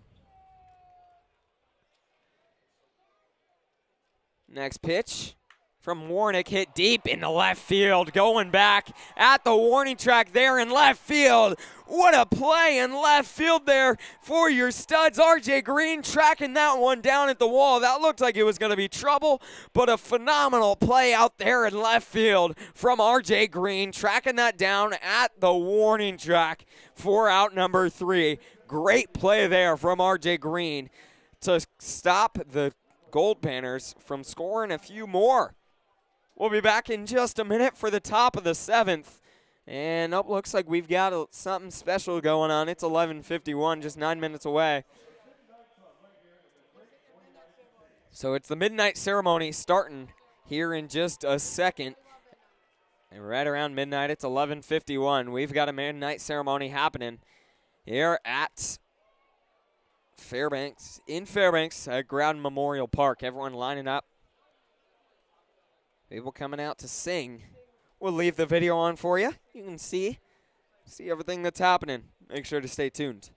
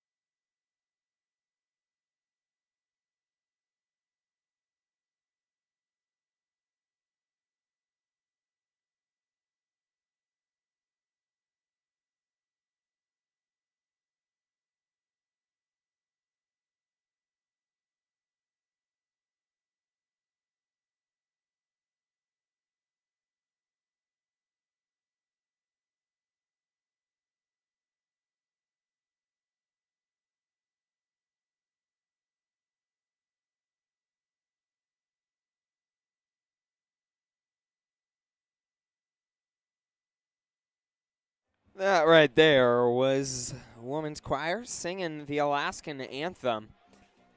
And we're just 6 minutes away from midnight here in Fairbanks. And once again, the Midnight Sun game. So that was the start of the midnight ceremony. Looks like we're going to come out and play the top of the 7th. Your Studs looking to come out and get their bats going. Something they've been struggling to do right now against Joseph Riley on the mound for the Goldpanners. He's throwing hard, and these Studs have been struggling to touch him on the mound. So let's see if they can fix that right here. That would be nice if they can do just that.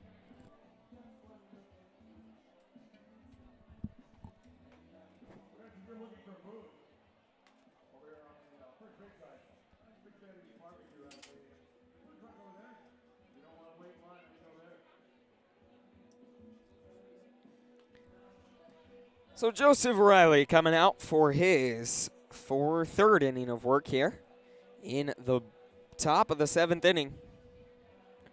And the first man he sees is going to be Brady Hinkle, the catcher, who Hinkle is, let's see, 1 for 2 on the day. First pitch he sees from Joseph Riley, fired by there for strike 1. So we've got no 1 count at the plate for Brady Hinkle. Let's see what he can do here for your Studs, looking to get something going.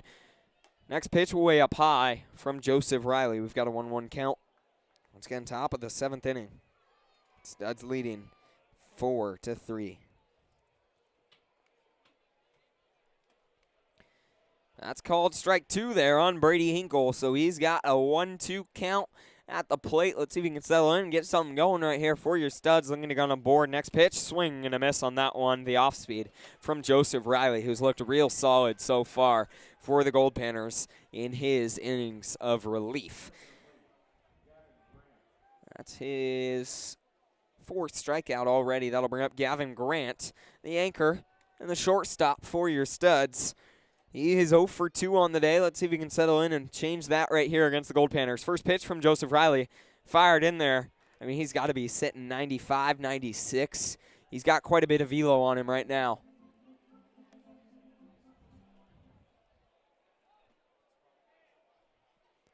And we've got a 1-1 count at the plate for Gavin Grant. Let's see what he can do. Once again, 11:57 here. Local time in Fairbanks, Alaska.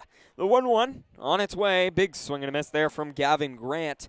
Count moves to 1-2. Let's see if he can shorten up with 2 strikes on him. I mean, it's just tough to be able to pick and choose with a guy throwing this hard.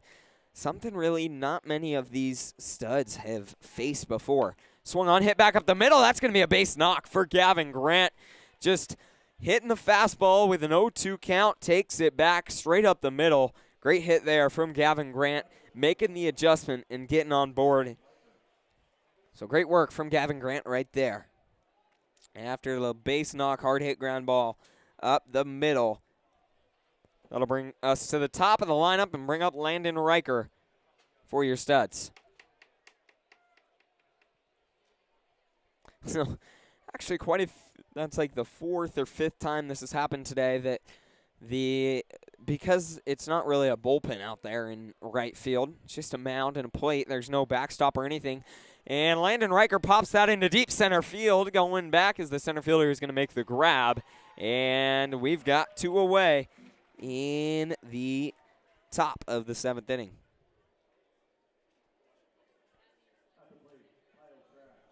So 2 away. Let's see if Kyle Strash can do something for your Studs right here. But quite a few balls have got past if the catcher hasn't blocked it there in the outfield for your Studs. First pitch to Kyle Strash. He's going to hit that right under the glove of the third baseman. That looks like he was going to make a play on it.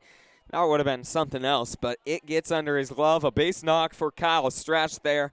Again, making the adjustment, getting first pitch fastball and having the mentality to swing.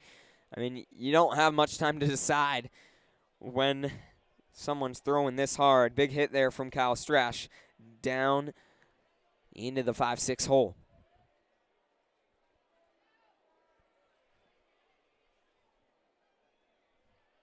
Next pitch popped up, going foul into the bleachers there, deep along the third baseline.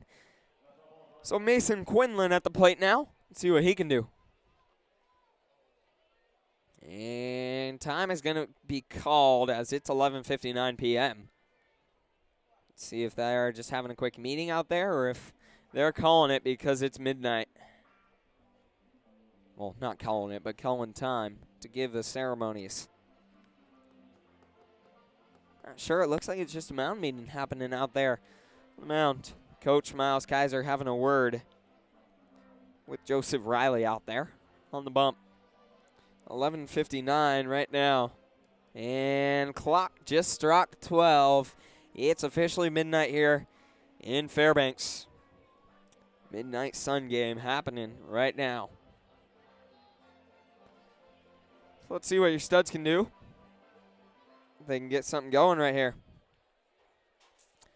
In the top of the 7th, it's officially midnight. Swing and a miss from Mason Quinlan, and made himself look a little silly right there on that swing on the breaking ball down low and away. I mean, just his touch, such a tough thing to do right there. Just realizing, especially with a pitcher this solid. Next pitch, down low and away for ball 2. We've got a 2-2 count at the plate for Mason, 1-2 count at the plate for Mason Quinlan.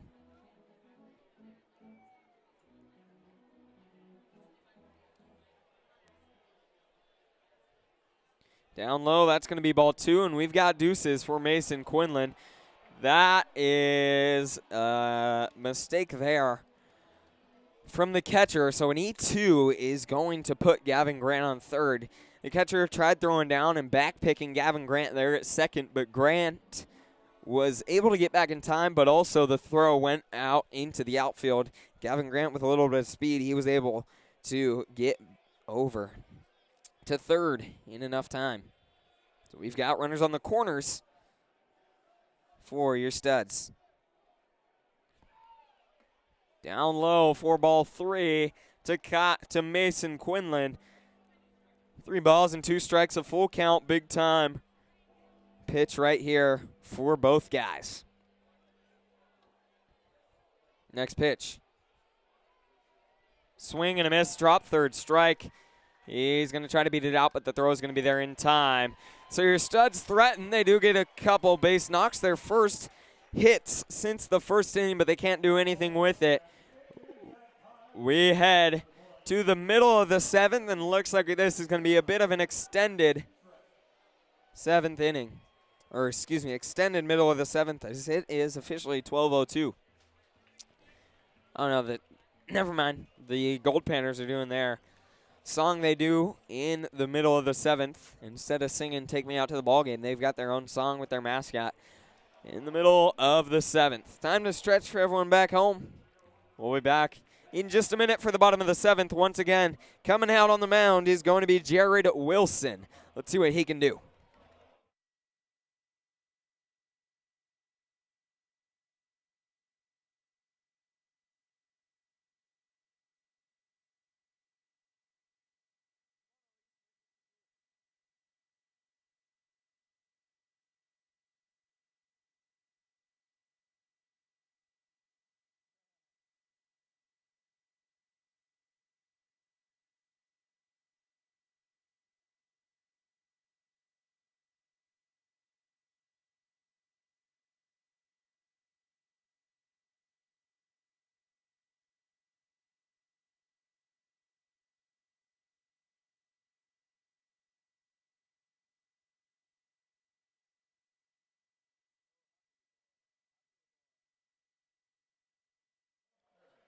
We're here in the bottom of the 7th.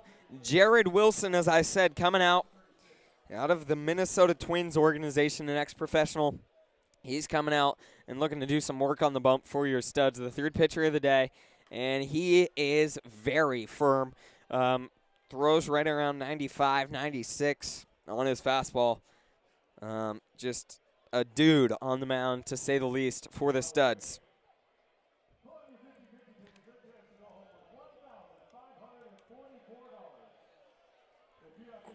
Let's see what Jared Wilson can do for your studs.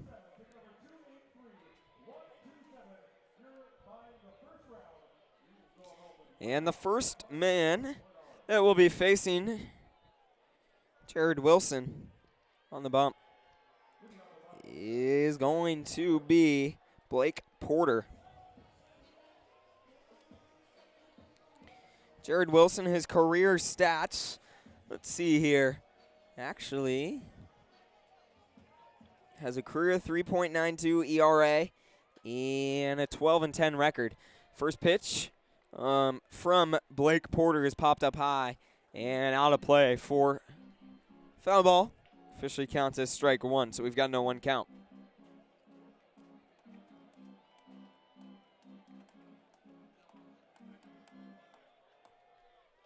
And the 0-1 on its way. Wow, just firing that by him, Jared Wilson. That's going to be inside for ball one. We've got a 1-1 count at the plate for Blake Porter. But, I mean, it's just a different game, different sound out here.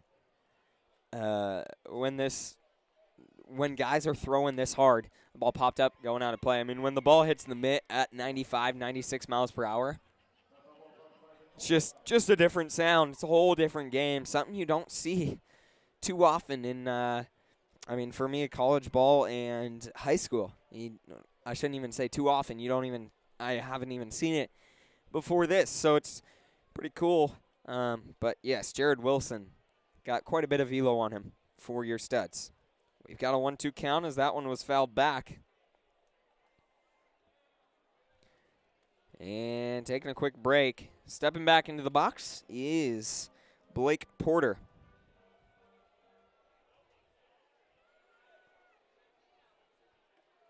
That's going to be outside for ball two. We've got deuces.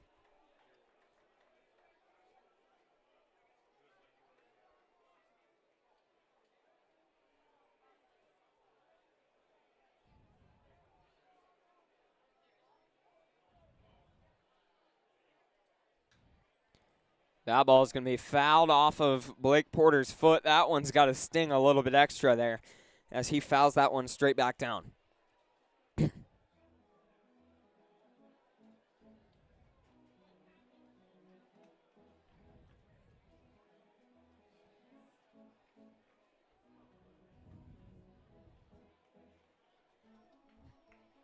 So a 2-2 count at the plate for Blake Porter. Let's see what he can do here for the Goldpanners. The 2-2 on its way. Great pitch. And Jared Wilson gets his first strikeout of the day right there. Gets Blake Porter watching that slide by. I mean, just a great pitch. Fastball right there for strike three. That'll bring up the first baseman Connor Konishi, who is 0 for 3 on the day with 2 strikeouts. Looking to turn that around right here against Jared Wilson. But Wilson looking to do some more work. First pitch, down low and away for ball one. We've got a 1-0 count.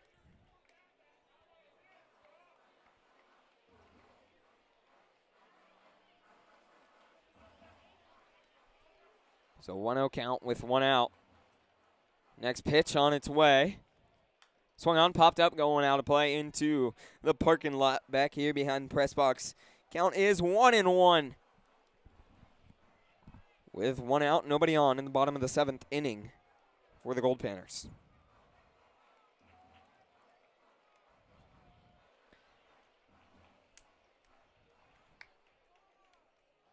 And next pitch on its way. That's going to be hit hard towards, wow, what a play from Mason Quinlan over there. Oh, great hustle, great idea. So Jared Wilson just got a little confused there, running over. Let's say a base. What are we scoring that? Jared Wilson got a little confused, running over, trying to make a play, or a great play from Mason Quinlan over there. They're going to score that a hit. So great play from Mason Quinlan over at first, stopping that one, but Jared Wilson just kind of lousily jogging over to first, and the runner decided to slide head first and made the right decision as he made it in safely there on a base knock to first base. Just a little bit of a miscommunication there between Mason Quinlan and Jared Wilson. Let's see if we can get it back right here. And next pitch, swung on, popped up high into center field. Landon Riker tracking that down. He's going to make the grab for out number 2. So a pop out to Landon Riker from Cole Carter. On the first pitch he saw. We've got 2 away. I'll bring up Aaron Kim.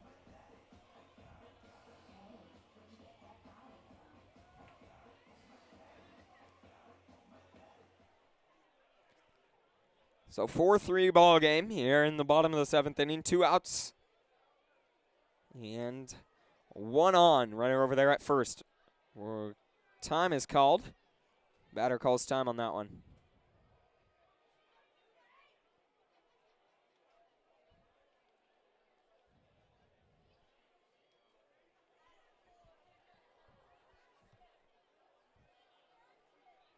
And that ball is going to be hit up towards towards Kyle Strash at second, who flips it and makes the easy play over to Gavin Grant, who was covering second. So a 4-6 fielder's choice is going to be out number 3 here into the bottom of the 7th. Good work from Jared Wilson in his first inning of relief. We'll be back in just a minute for the top of the 8th.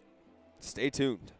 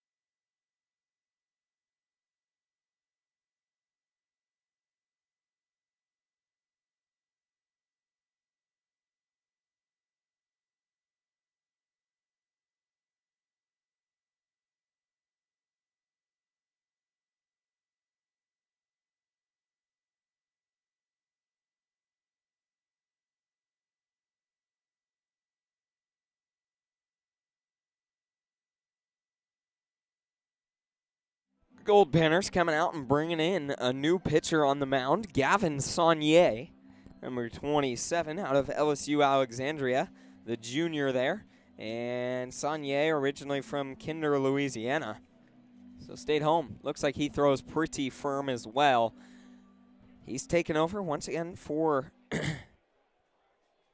Joseph Riley on the mound, who threw, let's see here, I think he threw 3 innings.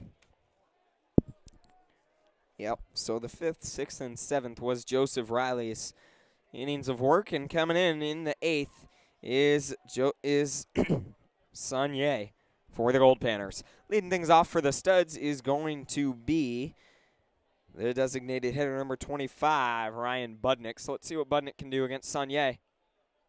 Ball 1 is the first pitch that Budnick sees here.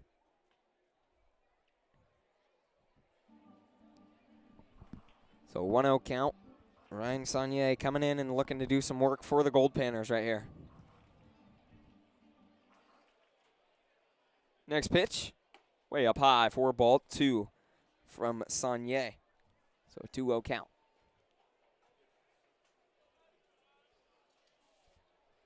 And Yeah, Sanye with quite a bit of velo, but looking so far like there's a little bit of a command struggle. Up high, ball 3, as the first pitch he's thrown. First 3 pitches he's thrown have been balls, so we've got a 3-0 count.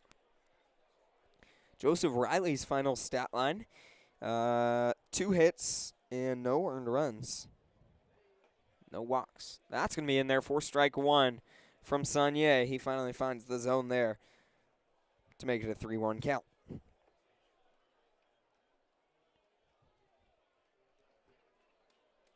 And the 3-1 from Sanye.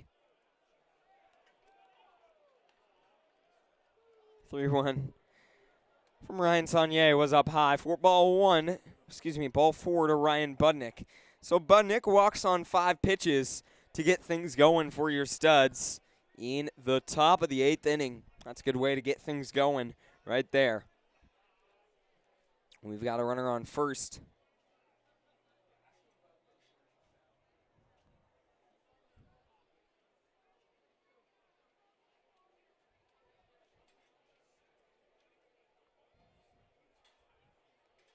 That'll bring up Kyle Bowe, the third baseman, who is 0 for 3 on the day and looking to turn that around right now. As Ryan Budnick reached walk, Kyle Bowe's going to show bunt but pull back. It is called strike 1, though, from Sanye.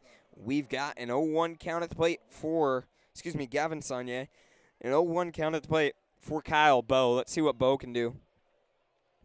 Right now, runner on first. Your Studs looking to do something here. Maybe put up a couple insurance runs on the board as they've only got a 1-run lead. That one is outside and up high for ball 2. Ball 1. We've got a 1-1 count now for Kyle Bowe at the plate for your Studs. A runner on first and nobody out in the top of the 8th inning. Next pitch from Sanye. And Bowe shows bunt again, but that one goes foul. Count moves to 1-2. Sure, he will not be bunting again, as he's got 2 strikes on him.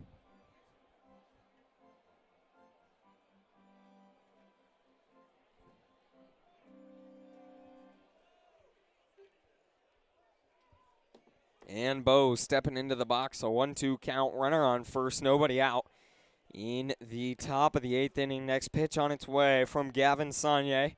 Runner's not going to go. That's going to be up high for ball 2. We've got deuces now for Kyle Bowe.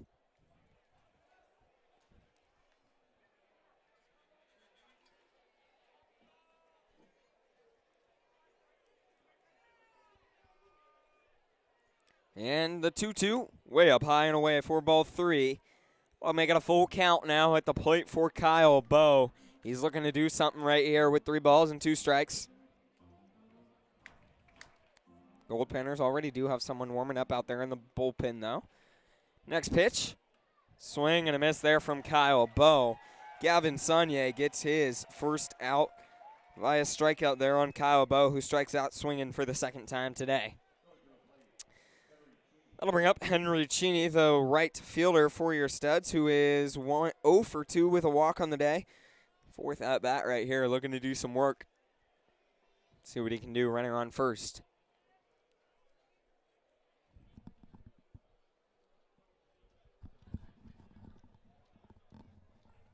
First pitch in there from Sanye, called strike 1 on Henry Cheney. Let's see if Cheney can settle in, find a pitch he likes and drive it. Get on board for your Studs. Do something.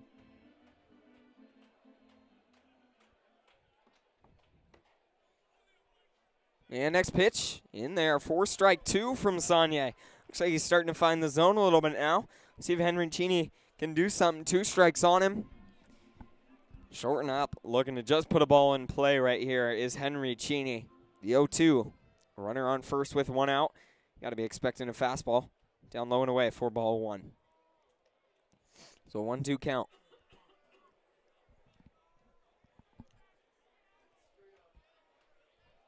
And Sanye looking to do something here for the Goldpanners. And get out number 2 against Henry Cheney, who's going to swing on that hard chopper over to the shortstop, who's going to field it, throw it to second base. What a play there, except that's going to be overthrown. So a throwing error, and Henry Cheney is going to advance to second. So Cheney reaches on a fielder's choice, but then the E6 is going to advance him to second. And that will bring up RJ Green for your Steads.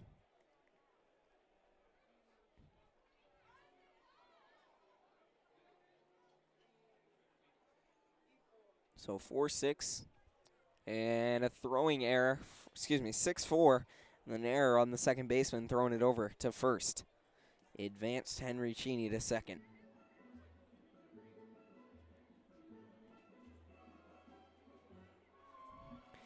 And we've got a meeting happening out there on the mound. Manager Miles Kaiser having a word, not sure if he's going to make a pitching change or just say something to the pitcher out there. We'll see what the deal is. So once again, coming in is going to be RJ Green, the left fielder, who just back last inning made a phenomenal grab in the bottom of the 7th to stop the Goldpanners. The bottom of the 6th to stop the Goldpanners from putting a couple runs on the board. So Gavin Saunier stepping in against RJ Green, who's got a runner on first.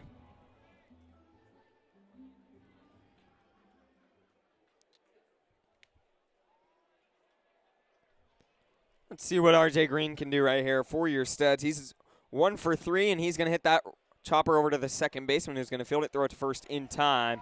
4-3 ground out is going to get us out of that one. And we head to the bottom of the 8th. Jared Wilson coming out for his second inning of work. Let's see if he can continue to deal like he did in the bottom of the 7th. We'll be back in just a minute.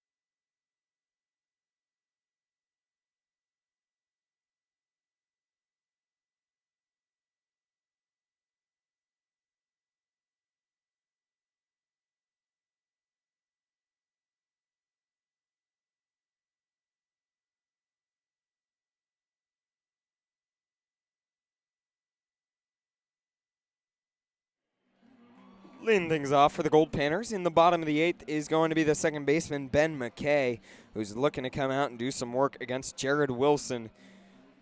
And Wilson is coming out after a strong first inning of work. And the first pitch here in his second is called strike one, fired it in there on the inside half for strike one against Ben McKay, who is 1 for 2 with a walk so far today. Has had a pretty good day at the plate.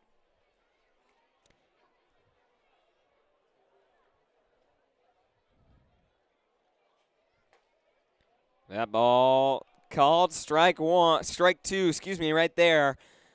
Great pitch from Jared Wilson, just putting the fastball right there. All you can ask for. Wouldn't be surprised to feel a little off speed right here from Ben McKay. As I said, Jared Wilson called strike 3 as McKay watches that slide by. What a pitch there on the inside half from Jared Wilson for strike 3. Ben McKay goes down looking on 3 pitches. Great work from Jared Wilson. Going to bring up Braxton Innes, the right fielder, who is 0 for 3 on the day. Looking to turn that around right here in the bottom of the 8th. Nobody on, nobody out.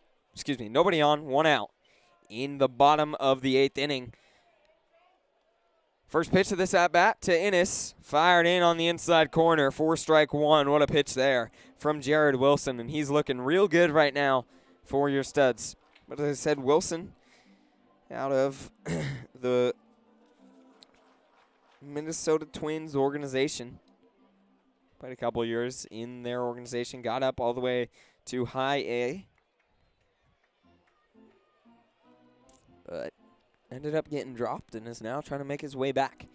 We've got a 1-1 count with 1 out for Jared Wilson, for Braxton Innes at the plate, facing Jared Wilson. That one is going to be called ball 2 there at the plate to Braxton Innes. We've got a 2-1 count, 1 out and nobody on in the bottom of the 8th inning.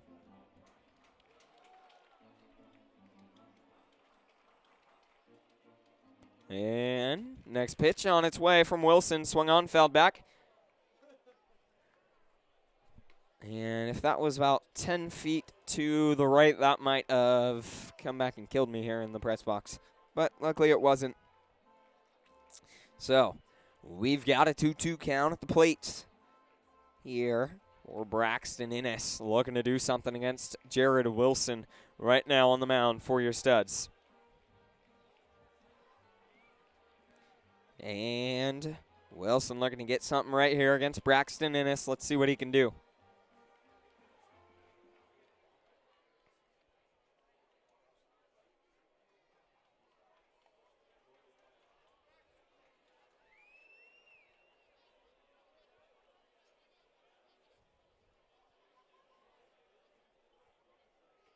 That one way up high. For ball 3 to Braxton Innes. We've got a full count right here at the plate. Big pitch on this next one.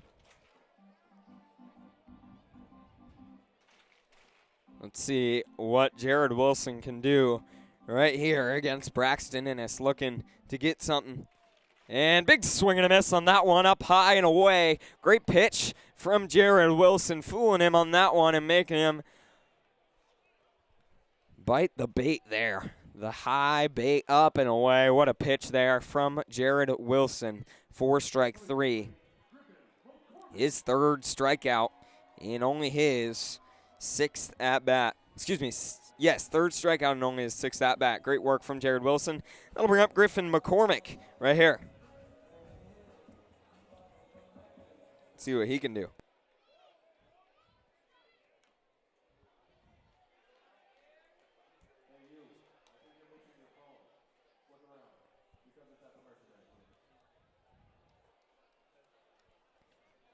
Oh, 1 count at the plate now for Griffin McCormick after he fouls the first pitch back down into the dirt behind him. So an 0-1 count right now. Looking to do some work.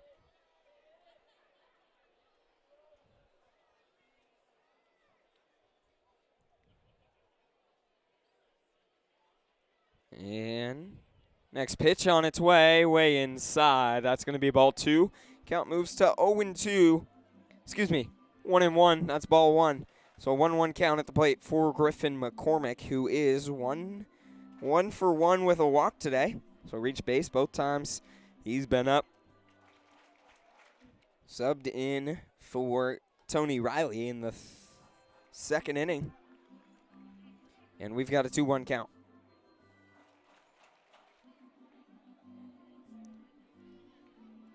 Video output low. Looks like our Wi-Fi is slacking off a little bit. Should be back, though. Next pitch. Swung on, popped up into foul territory. Kyle Bowe running over along the net, but he's not going to be able to make the grab. Can't get there in time. Count goes to 2-2 now at the plate for Griffin McCormick. Jared Wilson looking for out number 3 right here. Let's see if he can get it against McCormick. About 12:30 local time here in Fairbanks, Alaska, and still looks like it's about 7 o'clock, 8 o'clock back home. So a 2-2 count. And next pitch on its way from Jared Wilson. Swung on, back up the middle. That's going to be a base knock for Griffin McCormick. Make that 2 for 2 with a walk and reach base all 3 times today. Great work from Griffin McCormick at the plate for the Goldpanners. And he gets a base knock there. So that's the second hit given up for Jared Wilson on the mound for your Studs. And Wilson stepping in looking for out number 3 right here. First pitch on its way to Grant DeLapp was down low for ball 1. And DeLapp, who is 1 for 2 with a walk today, looking to do something right here and keep this inning alive for the Goldpanners. Next pitch, swung on, popped up high into shallow center field. Running back is Kyle Strash, tracking that down. Great play from Kyle Strash, about 20 feet off the cut there in shallow center field, making the grab over his head. Great work there from the second baseman, Kyle Strash, and great communication calling everyone else off. So, your Studs still clinging to a 1-run lead heading to the top of the 9th. Let's see if they can maybe put a couple security runs on the board here. We'll be back in just a minute.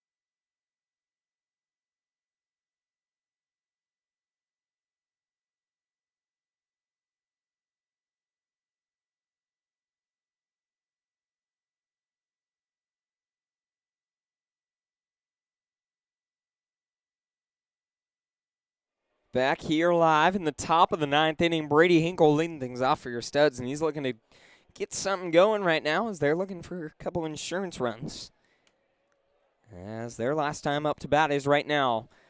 And Hinkle's got a 1-1 count on him as he fouls that one back into the net behind home plate. And the first pitch he saw was ball 1. So 1-1 count to Brady Hinkle. Let's see what he can do. And the 1-1 on its way. Big swing and a miss there from Brady Hinkle against Gavin Saunier. So 1-2 now for Hinkle at the plate, who is 1 for 3 on the day. And next pitch, way up high and past the catcher. Count moves to 2-2 for Brady Hinkle. 2 balls and 2 strikes at the plate.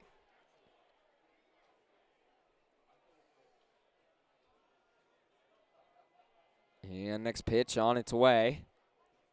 Way up high and inside to Brady Hinkle. So 3 balls and 2 strikes right now for Hinkle at the plate.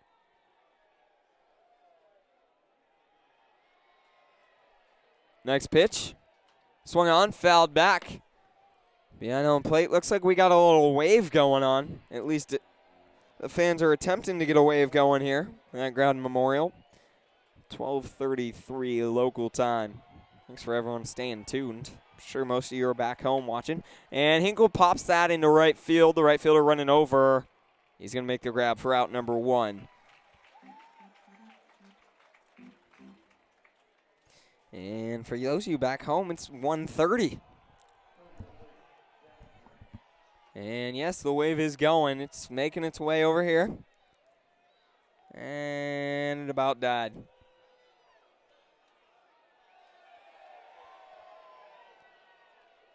So, stepping up is Gavin Grant.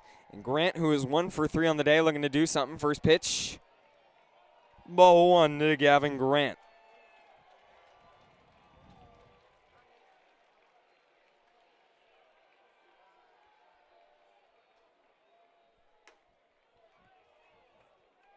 And ball 2 there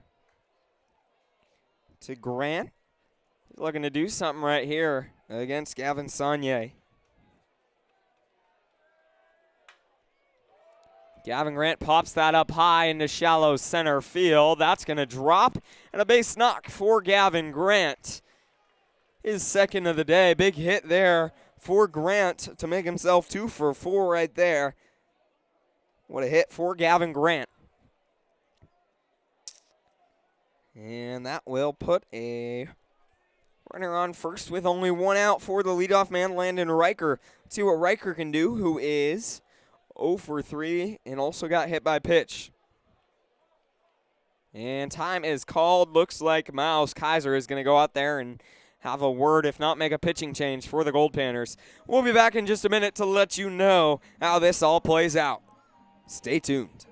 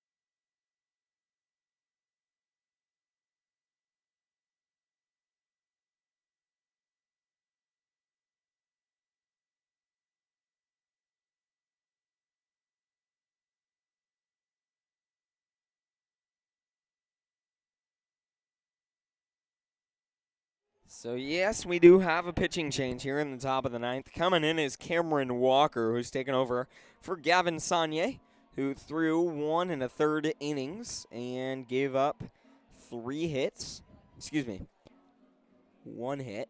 He gave up 1 hit, had 1 walk, and 1 strikeout was the stat line for Gavin Saunier. Cameron Walker out of Western Oregon University, the right-handed pitcher, senior from there, originally from Natchez, Washington. He's coming in and looking to do some work for the Goldpanners on the mound. And due up for your studs at the plate. Once again, Landon Riker will be resuming his at-bat.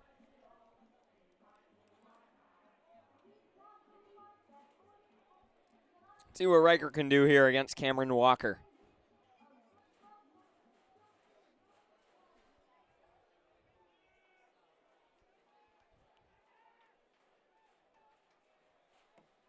And Riker steps in, looking to do some work right now for your studs. Runner on first, 1 out, top of the 9th inning. Next pitch on its way. Called strike 1 there, Landon Riker, so he's got a 0-1 count. Riker is, 0 for 3 and has been hit by a pitch once, so I'm going to come out and get on board for the second time today, hopefully right here. Gavin Grant over there at first after his base knock into center field. That was his second hit of the day. Big swing and a miss there from Landon Riker to make it an 0-2 count. Good pitch from Cameron Walker, down low and inside.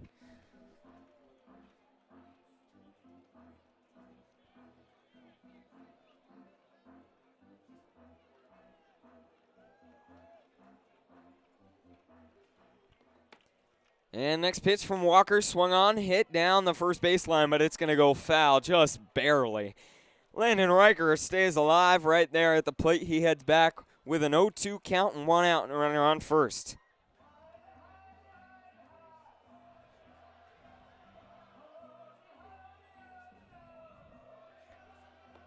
Let's see what Riker can do here for your Studs. Once again, a runner on first, 1 out in the top of the 9th inning. Your Studs clinging to a 1-run lead. And the 0-2 on its way to Landon Riker from Cameron Walker. Swung on, reaching out, sticking his bat out, I think, as far as he could reach it. And it works. He tips it off, foul.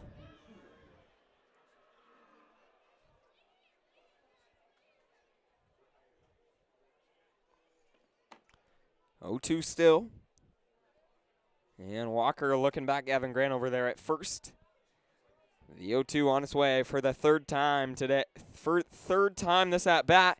And like it, Landon Riker still battling at the plate for your Studs, not going down without a fight. Right now, 0-2 count and already 5 pitches so far in this at bat.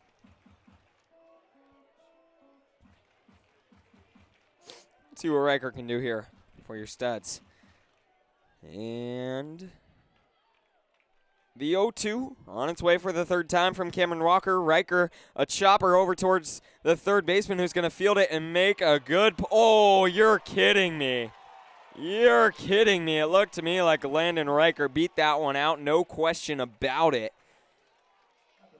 And Coach Remington over there, a former Division I umpire actually, talking to the umpire, questioning his call a little bit because it looked to me like Landon Riker beat that one out, but maybe not.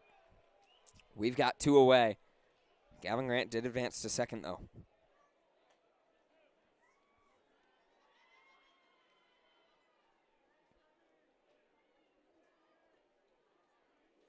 After that, 5-3 ground out for out number 2. We've got a 1-0 count at the plate for Kyle Strash. Had a big base knock his last at-bat.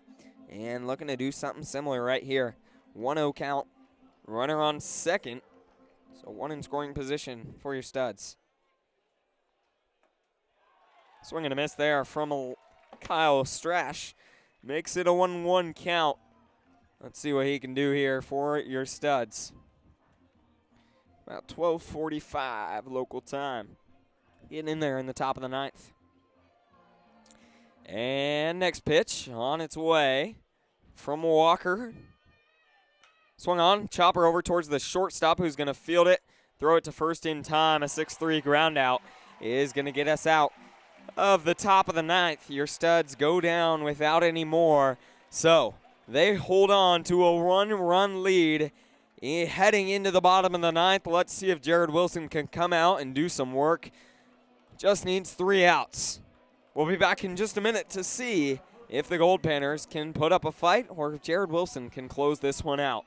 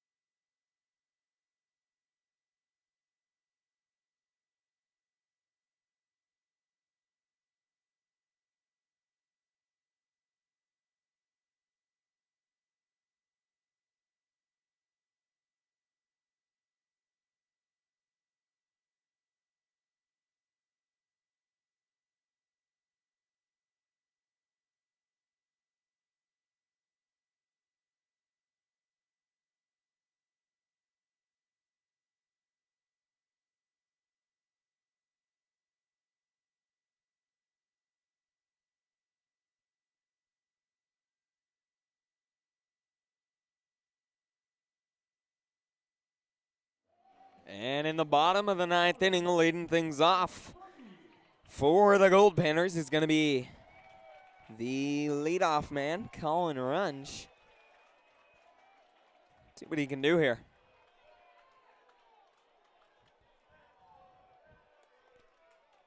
And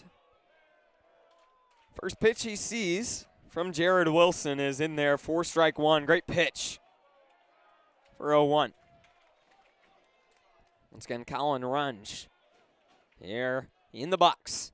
Next pitch outside, 4-1. We've got a 1-1 count at the plate for Colin Runge, who is 0 for 4 on the day. And looking to do something right here for the Goldpanners. A 1-1 count against Jared Wilson. Next pitch on its way. Down low, 4-2. Let's see if Jared Wilson can find it on this next pitch. We've got a 2-1 count.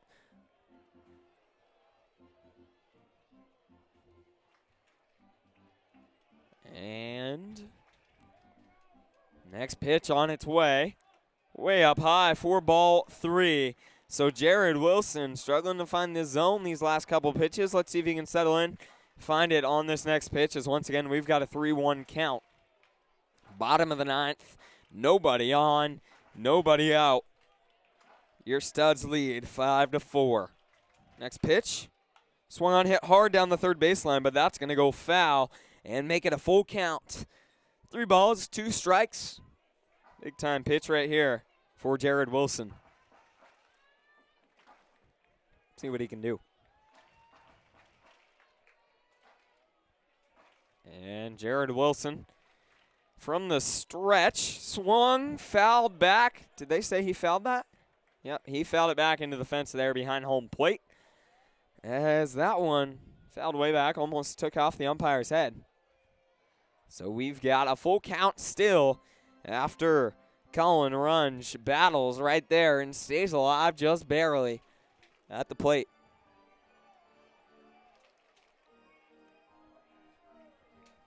So a 3-2 count. Nobody out, nobody on. Bottom of the 9th inning. Goldpanners last year in the Midnight Sun game won it in a walk-off home run in the bottom of the 9th. So let's see if Jared Wilson can get out of this thing with no damage done. That'd be nice. The 3-2 on its way. Swung on, going foul back, out of play. Over the press box here. Count remains 3-2. Already a 7-pitch at bat right now at the plate for Colin Runge, who's battling. Let's see if Jared Wilson, excuse me, not Jared. Yes, Jared Wilson can find it for your Studs. He's looking for out number 1. Let's see if he can get it. Next pitch on its way from Wilson. Swung on, fouled back. Battling hard is Colin Runge. He's working at the plate and not going down without a fight for the Goldpanners. 8 pitches already this at-bat. See what Jared Wilson can do here for your Studs.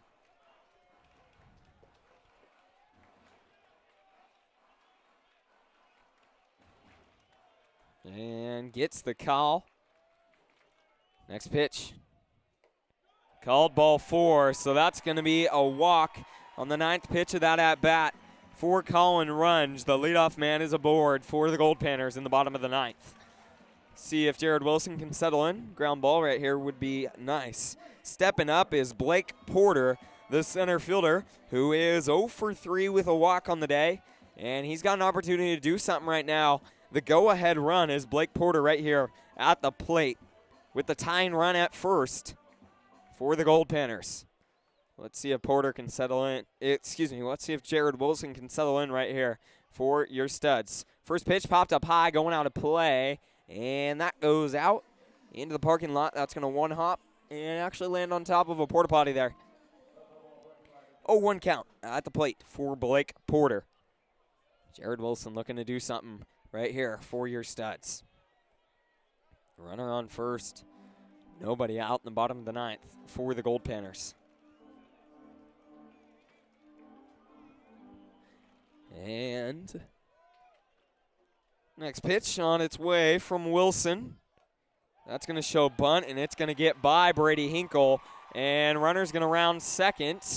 He's going to try to backpick him there, but runner gets back in time. So a wild pitch is going to put the tying run on second for the Goldpanners. Just a little mishap there.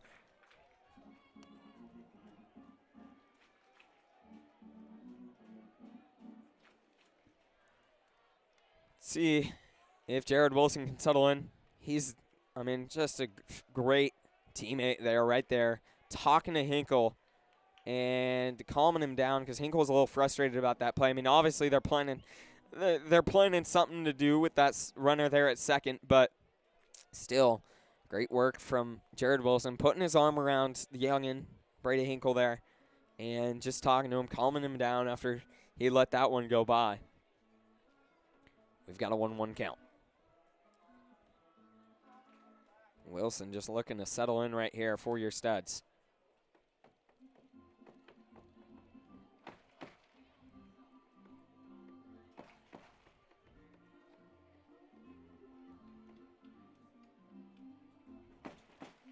Big time at bat right here for Blake Porter. And a big time situation. Let's see if Jared Wilson can settle in for your studs right here. Runner on second. Nobody out in the bottom of the 9th inning.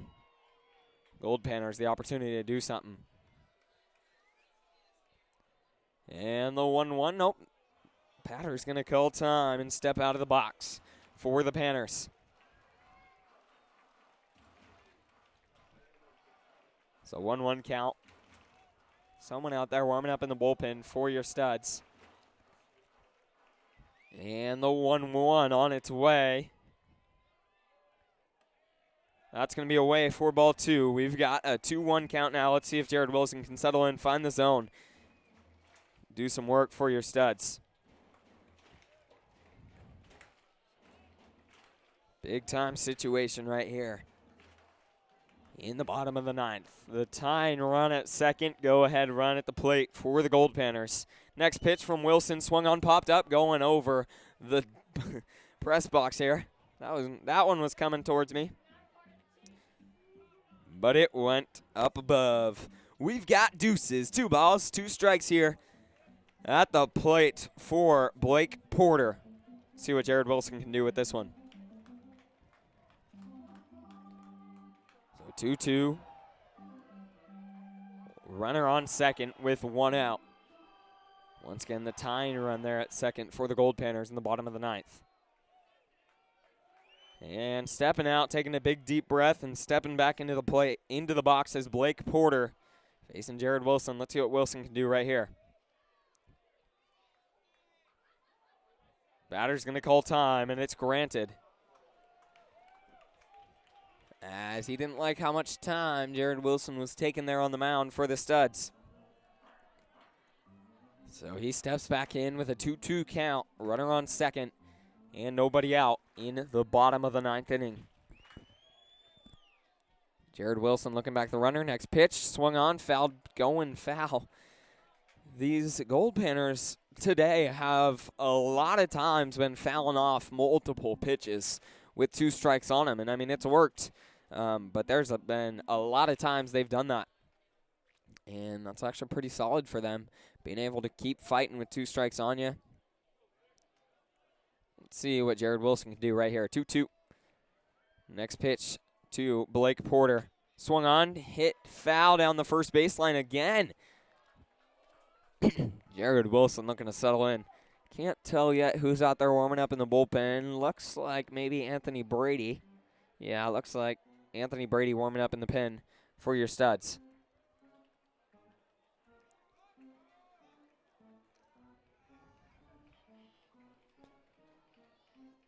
In case he's needed here. Into the bottom of the 9th. We've got a 2-2 count at the plate. Blake Porter battling for the Goldpanners against Jared Wilson on the mound for your studs. Let's see what Wilson can do.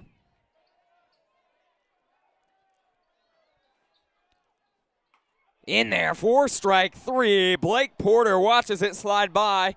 He doesn't like the call, but from here it looked like it was right there for strike 3, and the fans don't like it either. Big time pitch there from Jared Wilson, getting him striking out looking for out number 1. That's a way to get some momentum going for yourself.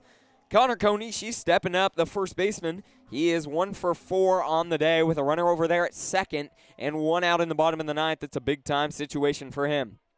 Next pitch from Jared Wilson. Big swing and a miss from Konishi for strike 1. We've got no 1 count.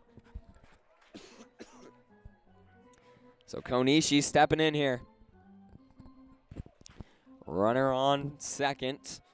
The tying run at second for the Goldpanners. 1 out. Next pitch from Jared. Nope, he's going to step off the mound. These Goldpanners fans thought that was a balk. I didn't see it, but who knows. So an 0-1 count with 1 out. Runner on second for the Goldpanners. Next pitch. Big swing and a miss once again from Connor Konishi. Great work as well from Brady Hinkle popping up and making the grab on that one. Wilson fired that way behind Konishi. I think he might have tipped it, but still brought in a little bit of extra velo on that one. So the 0-2 with 1 out and a runner on second for the Goldpanners. And next pitch on its way. Down there, he's going to watch it slide by for strike 3. These Goldpanners fans don't like it, but, I mean, that pitch was right there. Great pitch from Jared Wilson against Connor Konishi. He gets the last 2 batters to go down looking. Just needs 1 more out right now. Tying run at second for the Goldpanners with 2 outs. Let's see what he can do against Cole Carter, who is 0 for 4. Reached on error once today. Let's see what he can do. Next pitch on its way from Jared Wilson. Swung on, fouled back into the net for strike 1. We've got no 1 count.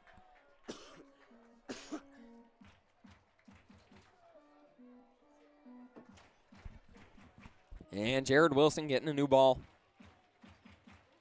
Stepping in. Looking to do some work for your studs.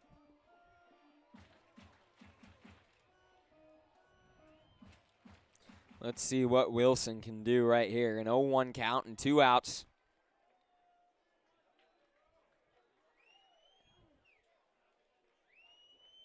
Once again, that's Cole Carter at the plate for the Goldpanners, looking to be the hero.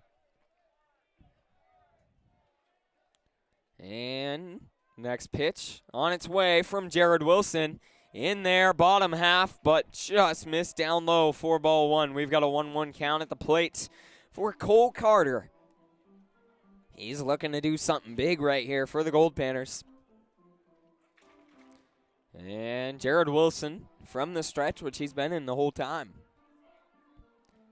Even with nobody on. Next pitch, big swing and a miss. Jared Wilson fires the fastball up high, way behind Cole Carter. Great pitch right there. So a 1-2 count, just 1 pitch away is Jared Wilson. Let's see what he can do for your studs. Brady Hinkle is going to call time and head out to the mound. Have a quick word with Jared Wilson right here. Big time pitch right here. This is going to be the payoff for Jared Wilson. Not sure why these Goldpanner fans are booing, but they're booing right now. Let's see what Jared Wilson can do right here. A runner on second, a 1-2 count, 2 outs in the bottom of the 9th. Big time pitch right here for Jared Wilson. Cole Carter steps into the box. He gets ready to go. And Jared Wilson delivers home. That's going to be fouled over towards Kyle Strash at second. He's going to field it, throw it to first. Not in time. The run's going to come across the plate for the Goldpanners. So an error there at second from Kyle Strash as he bobbled that one a little bit, trying to make the play, and we're all tied up. Oh, God, that looked like it was going to be game right there, and Kyle Strash bobbled it, trying to make the throw over to first. And the run comes across the plate for the Goldpanners. As the runner beat that one up, we're all tied up in the bottom of the 9th. Not what we were looking for there. Not at all. That looked like it was going to be game, but who knows?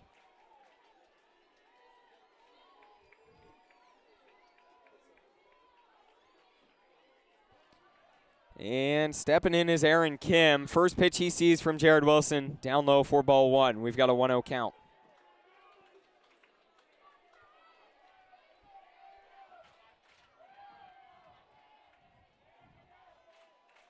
So runner, the go-ahead run at first for the Goldpanners here with 2 outs in the bottom of the 9th. We could be here for a while, already over 3 hours. Good pitch there from Jared Wilson, called ball 2. So 2-0 count now.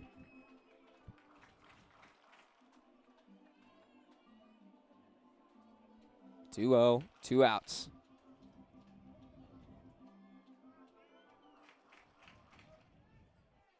Runner's going to go. Swung on that one down low in the dirt. It's going to be fouled, though. They're going to say he tipped it. So a foul tip back into the dirt behind home plate. Count moves to 2-1 now for Aaron Kim.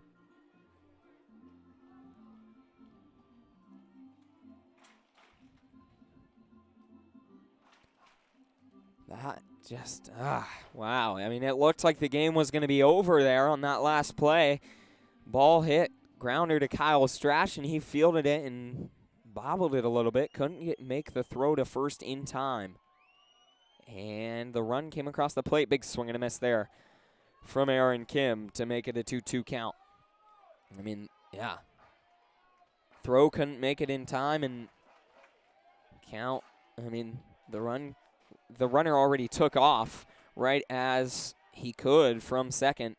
And the 2-2 on its way from Jared Wilson. Runner's going to go. Swung on, fouled.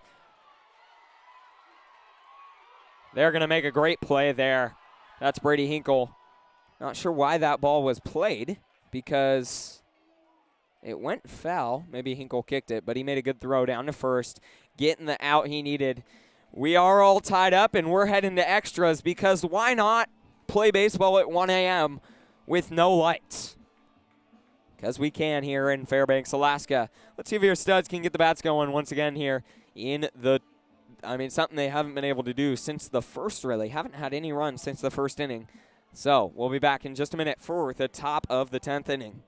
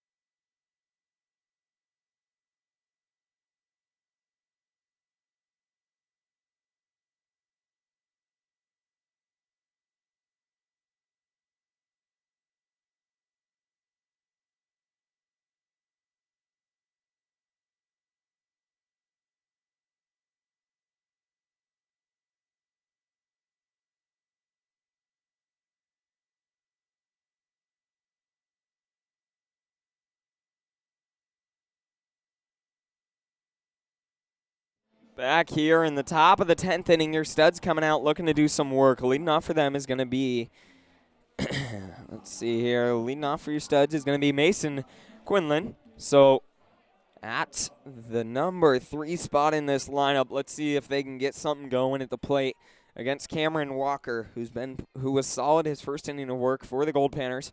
And first pitch on its way to Quinlan, down low and away for ball 1. We've got a 1-0 count. So let's see what Quinlan can do here for your studs, who's looking to get at least 1 run on the board. Next pitch, up high for ball 2. We've got a 2-0 count to Mason Quinlan. Right in a perfect spot of this lineup, 3, 4, 5. And great spot. Mason Quinlan, Ryan Budnick, and Kyle Bowe, all 3 guys who can do some work at the plate. Quinlan's going to hit that over towards the third baseman, and he's going to do what he's done all night and make a great play over towards third. So Mason Quinlan is going to ground out on a 5-3 ground out. Runner, the first baseman did come off the bag on that one, but he was able to get the tag down on Mason Quinlan. And we've got a pinch hitter, or a substitute here for Ryan Budnick in the DH position. That's number 28, Colin Wolf. So Wolf stepping in, looking to do something against Cameron Walker. Let's see what Colin Wolf can do. And next pitch, down low and away, ball 1 to Colin Wolf. Wolf, out of Campbell University in North Carolina, had a great year there. Played 2 years at Tacoma Community College, was first out of high school, and then went and down and played at Campbell University. He's going to hit a hard comebacker right at the pitcher. He's going to field it, throw it to first in time for the Goldpanners. And that will bring up Kyle Bowe, the third baseman. Let's see what Bowe can do here for your Studs. Not looking like they got the bats going in the first, but ever since then haven't really done anything. I mean, they have 6 hits and 3 of those coming in the first inning. 4 runs, only 1 earned run for your Studs today. Let's see what Kyle Bowe can do now.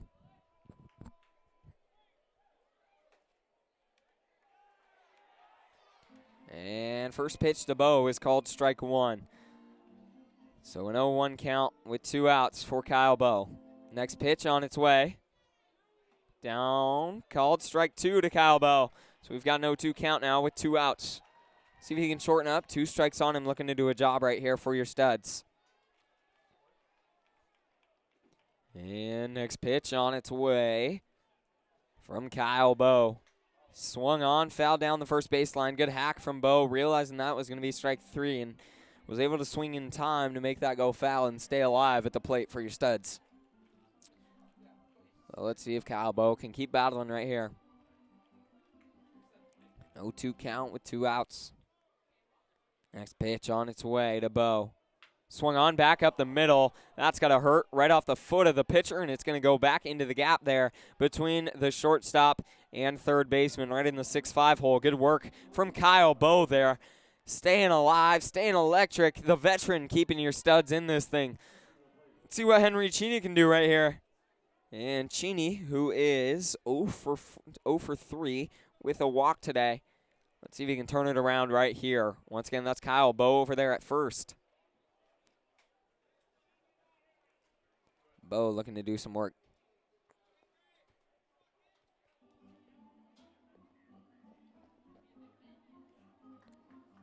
And Henry Cheney stepping in to the box right now. First pitch he sees is down low and away for ball 1.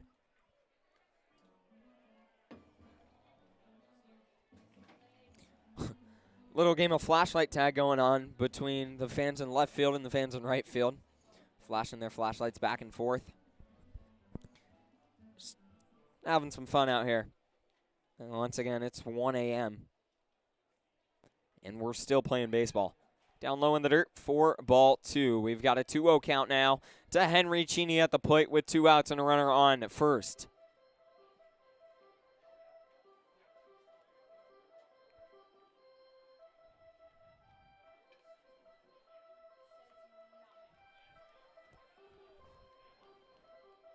Two-0 count, 2 outs. And next pitch on its way. Swung on, chopper to the pitcher who's going to field it, throw it to first in time for the 3rd out in the top of the 10th. And the pitcher for the Goldpanners looks like he's saying stuff to the Studs. Talking a little trash over there. Looks like Anthony Brady is coming in from the bullpen for your Studs. He'll be the 4th pitcher of the day. Let's see what he can do on the mound in the bottom of the 10th. Looking to not let the Panners put any runs on the board. We'll be back in just a minute for the bottom of the 10th inning.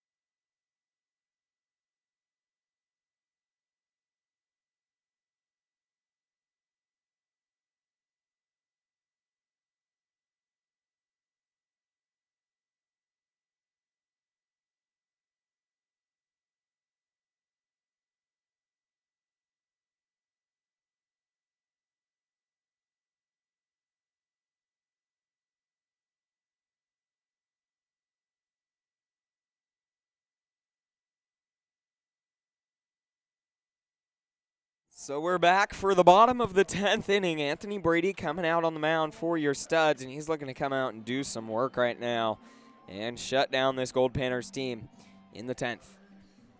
Due up for the Panners is the catcher, Aaron Kim. And Kim on the day is 1-2 for 3. So he's actually had a pretty good day at the plate. Next pitch. First pitch he sees is called ball 1 from Anthony Brady. So let's see if Brady can settle in.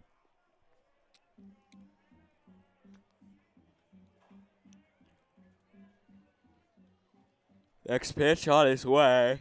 In there, 4-1. Good pitch there from Anthony Brady. Count goes to 1-1.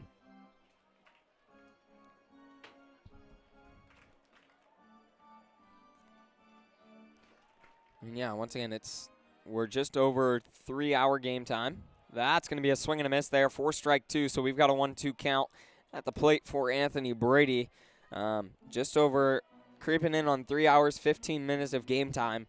And it's 1:11 a.m. local time here. If any of you that are still watching, which I'm assuming you guys are from Seattle, Tacoma, watching, that's respect. Staying up 2 a.m. watching some baseball, because why not? We've got a 2-2 count. I guess it is a Friday night, Saturday morning now after all. So, next pitch. That's going to be inside, and they're going to say foul ball. So 2-2 still at the plate for Aaron Kim. I'm going to do some work for the Goldpanners.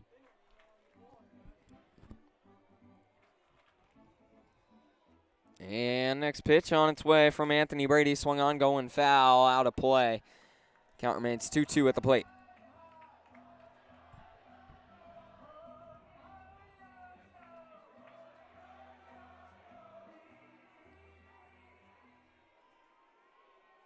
And the 2-2 on its way from Brady. Swing and a miss there from Aaron Kim. 4-3 and out number 1 in the top of the 11th. At this rate, we might be playing all night.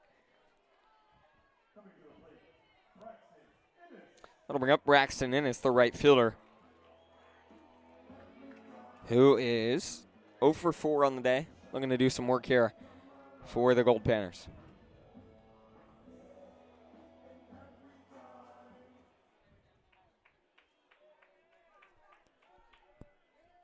And Ennis stepping in with 1 out, nobody on in the bottom of the 10th. First pitch on its way of this at-bat, way inside for ball 1 from Anthony Brady.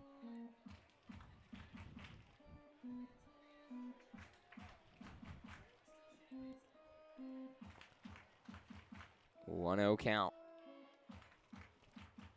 And next pitch on its way from Anthony Brady.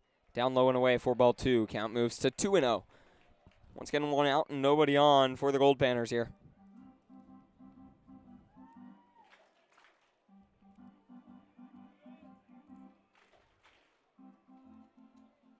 And next pitch from Anthony Brady inside the zone there for strike 1. Count moves to 2-1 with 1 out. 2-1, 1 out, bottom of the 10th here.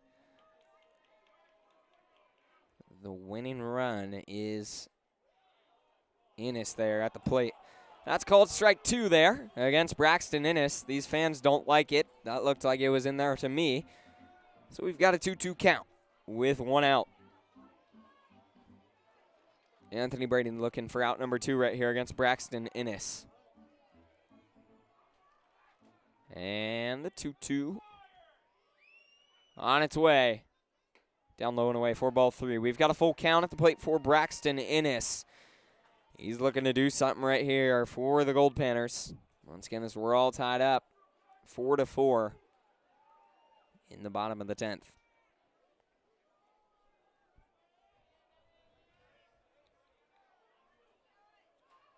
Next pitch on its way from Anthony Brady. Fires it in, fouled up, going towards the parking lot there. Count is 3-2 with 1 out.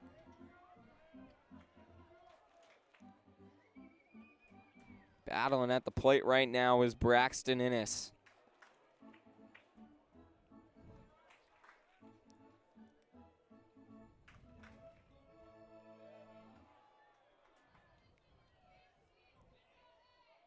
And big swing and a miss there. Anthony Brady gets him striking out, swinging for out number 2 in the bottom of the 10th. Big pitch there from Anthony Brady for your studs. And we've got 2 away with nobody on in the bottom of the 10th. That'll bring up Griffin McCormick, who is stepping in here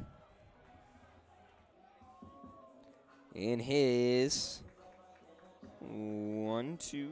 4th at-bat of the day right here for the Goldpanners. See what he can do.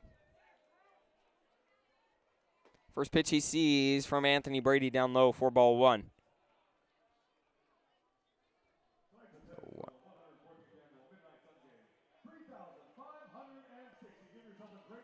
3,560 people is the total for attendance here at the Midnight Sun game. 3,560. That's pretty impressive.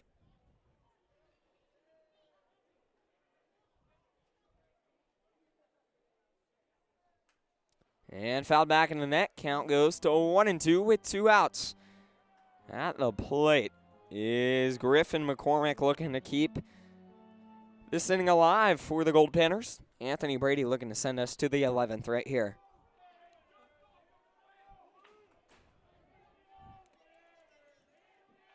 Still 3 viewers strong. Love it. And the 1-2 with 2 outs on its way. Down low and away for ball 2. Deuces now at the plates for Griffin McCormick. He's got 2 balls and 2 strikes. 2 outs, nobody on in the bottom of the 10th. See what McCormick can do. Next pitch from Anthony Brady. Away for ball 3, so a full count now at the plate for Griffin McCormick. He's looking to do some work right here. Looking for ball 4 or base knock, who knows?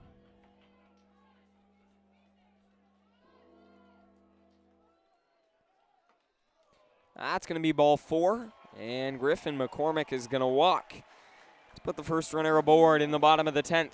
Actually, the first runner in the 10th. And that'll bring up Grant DeLapp, the shortstop from Washington State University. And DeLapp on the day is 1 for 3 with a walk, so he's looking to do something right here with a runner on first. And 2 outs in the bottom of the 10th. First pitch he sees from Anthony Brady in there for strike 1. Great pitch from Anthony Brady. 0-1 count, 2 outs, runner on first. Next pitch on its way from Anthony Brady, and it's fired in there. Looked real good, but called ball 1. We've got a 1-1 count at the plate for Grant DeLapp.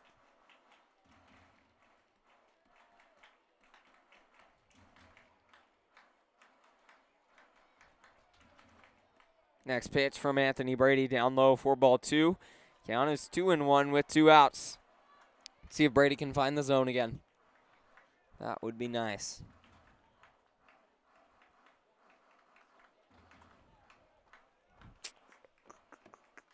Next pitch from Anthony Brady, swung on, out in front of him, at home. They're going to say he's out. After he fouled that down in front, he didn't like the call. But he grounds out to Brady Hinkle. These fans don't like that call. Neither does Miles Kaiser, the manager for the Goldpanners.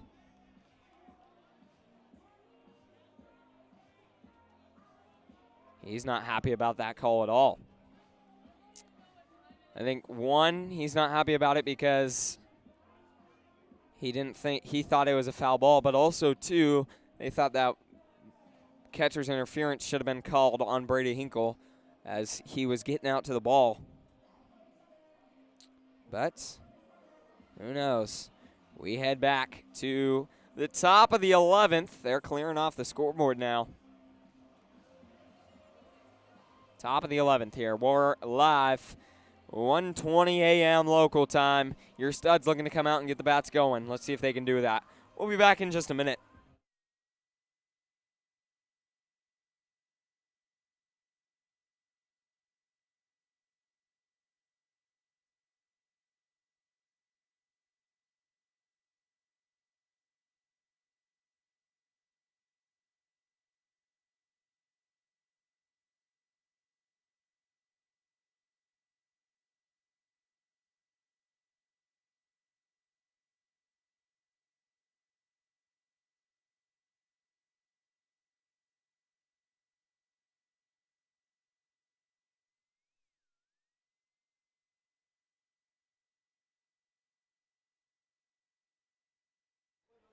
Leading things off for your Studs in the top of the 11th is the left fielder, R.J. Green. And R.J. Green looking to get things going for them in the top of the 11th. They've been struggling to get the bats going today ever since the first inning. Top of the 11th, 1:20 a.m., just pushing on 3 hours, 30 minutes game time. That ball's going to be hit up the middle. What a play from the shortstop. He beat that out. Yes, he did. So, yep, good call there from the umpire at first base. Shortstop making a good play on it, running over, getting behind that ball and throwing it over to first. But they said that first baseman came off the bag on that play. Good hustle from R.J. Green, running that one out. He's got some speed on him, but still great hustle from R.J. Green, and that'll bring up Brady Hinkle for your Studs, the catcher. Hinkle, who is 0 for 4 on the day. 1 for 4. I'm going to turn that around right here for the Studs and do something with R.J. Green over there at first. Once again, Jared Wilson. And Hinkle shows bunt, but pulls back as that one was way up high. Cameron Walker out here in his third inning of work and has been pretty solid for the Goldpanners so far. We've got a 1-0 count. Let's see what Brady Hinkle can do for your Studs. Had a big base knock his first at-bat, but last couple, he shows bunt again, but pulls back as that one's down low, 4-2. We've got a 2-0 count. Runner on first, and nobody out in the top of the 11th inning at 1:25 a.m.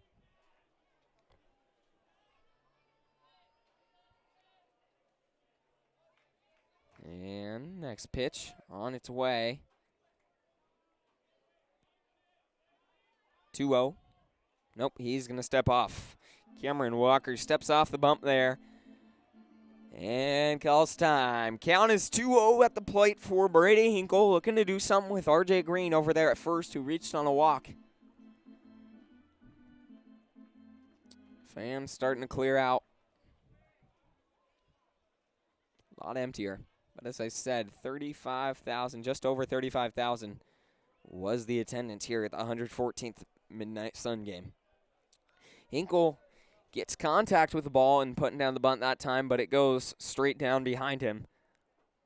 Count is 2-1 now for Brady Hinkle. Let's see if he can lay a bunt down right now. And he shows early. Lays it down the first baseline. What a bunt there from Brady Hinkle. Putting it down perfectly down the first baseline, and that's going to advance R.J. Green to second. So the go-ahead run for your Studs there at second base. R.J. Green with some wheels. I mean, a ball into a gap will more than likely score him. Gavin Grant has the opportunity to do something now for your Studs. He is 2 for 4 with 2 base knocks. Both of those coming his last 2 at-bats. So let's see what Gavin Grant can do right here for your Studs into the top of the 11th. Big time AB right here for Gavin Grant.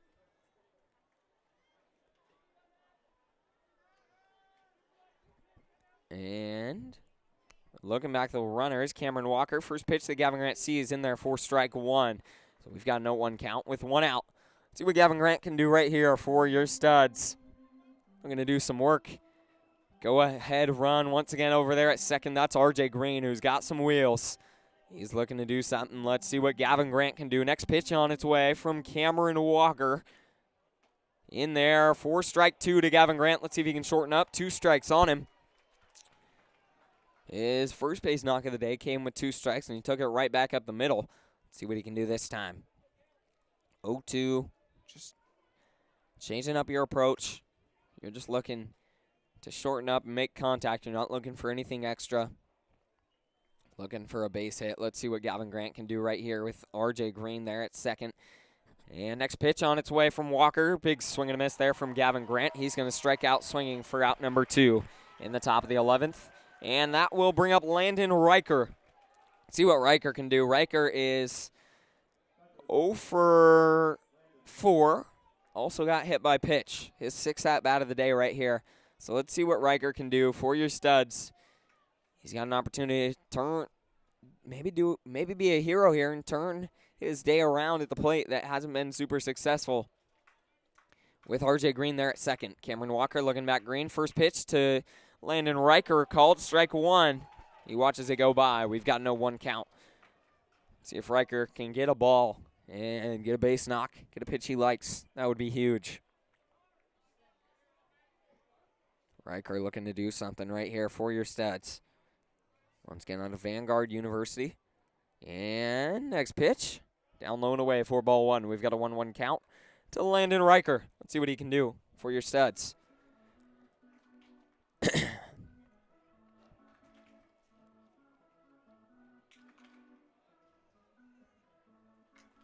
And next pitch on its way to Riker, down low and away for ball 2. We've got a 2-1 count for Landon Riker now. Let's see what he can do here against Cameron Walker on the mound for the Goldpanners. Out in his 3rd inning of work, has been solid so far.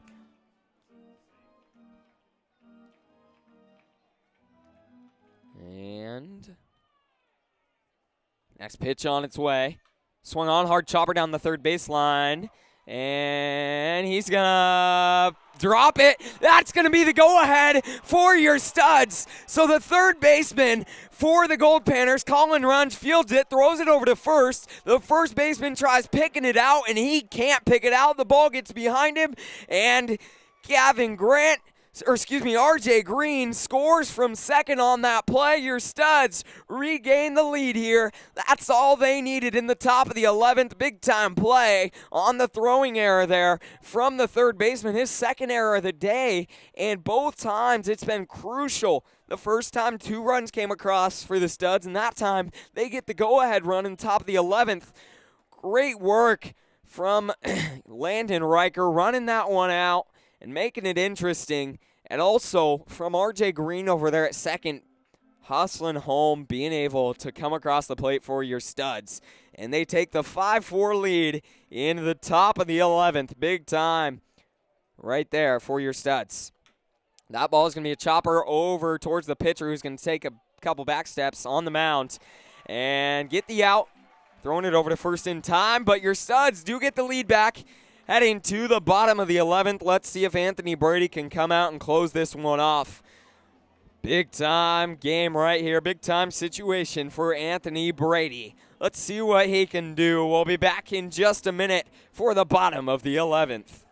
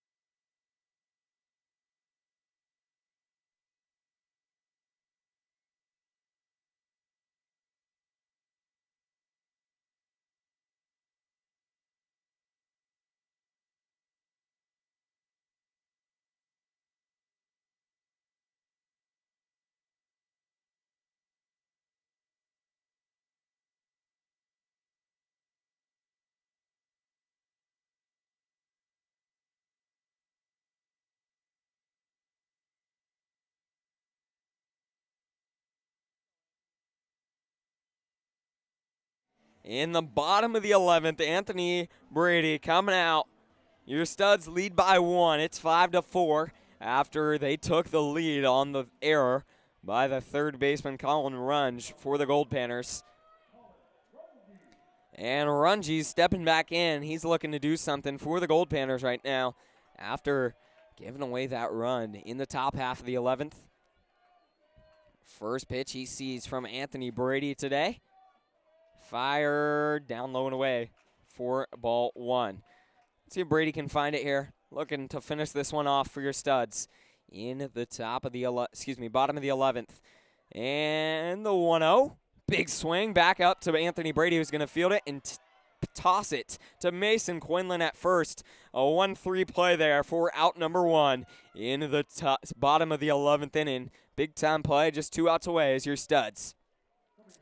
That'll bring up the center fielder, Blake Porter. So Porter's stepping up, and he is 0 for 4 with a walk today. So he's looking to do something right now with 1 away and nobody on in the bottom of the 11th inning here. Live at Groudon Memorial Park. It's 1:30 a.m. It's still light out. And we're playing just over 3 hours and 30 minutes of game time. We've got an 0-1 count for Blake Porter. The 0-1 from Anthony Brady. In there for strike two. Great pitch from Anthony Brady. We've got an 0-2 count with 1 out. Big time pitch there from Anthony Brady for your studs.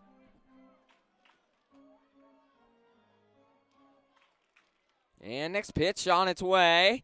In there. Oh my gosh, that looked so good, especially from this angle. But called on the outside. It's a 1-2 count with 1 out to Blake Porter.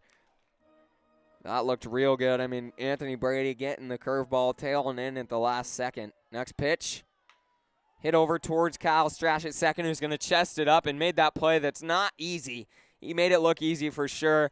I mean, couple hops rolling, coming at him hard, and he makes the play for out number 2. Great play over there at second for Kyle Strash. We've got 2 away, your studs. Just 1 out away in the bottom of the 11th inning. Stepping up to the plate is Connor Konishi, the first baseman for the Goldpanners. And first pitch he sees called ball 1 from Anthony Brady. Let's see what Brady can do here for your studs. We've got a 1-0 count at the plate. And next pitch on its way. Swung on, fouled up, going out of play here. Back behind the press box into the parking lot behind us. Count moves to 1-1. Let's see what Anthony Brady can do right here. Connor Konishi looking to do something for the Goldpanners in the bottom of the 11th. And the 1-1 on its way from Anthony Brady. Big swing and a miss there from Connor Konishi. Count moves to 1-2 with 2 outs. Great pitch there from Anthony Brady. Firing it by him for strike 2. Just 1 pitch away from winning this one in the bottom of the 11th. Let's see what Anthony Brady can give us right here on this next pitch against Connor Konishi. And that's going to be fouled over to Kyle Bowe at third. Oh my gosh, he almost... So that ball was a hard hit ground ball. Kyle Bowe kind of ran too far and stuck his backhand out. And he almost made the play backhanded on a hard hit ground ball. His hand's got to be hurting. We've got a runner on first. Now for the Goldpanners. That's the tying run there at first. And that will bring up Cole Carter, the left fielder, who's looking to do something right here for the Goldpanners. He's got a big opportunity right now in the bottom of the 11th. It's a 5-4 ball game. The tying run at first for the Goldpanners with 2 outs. Anthony Brady and your studs just looking for 1.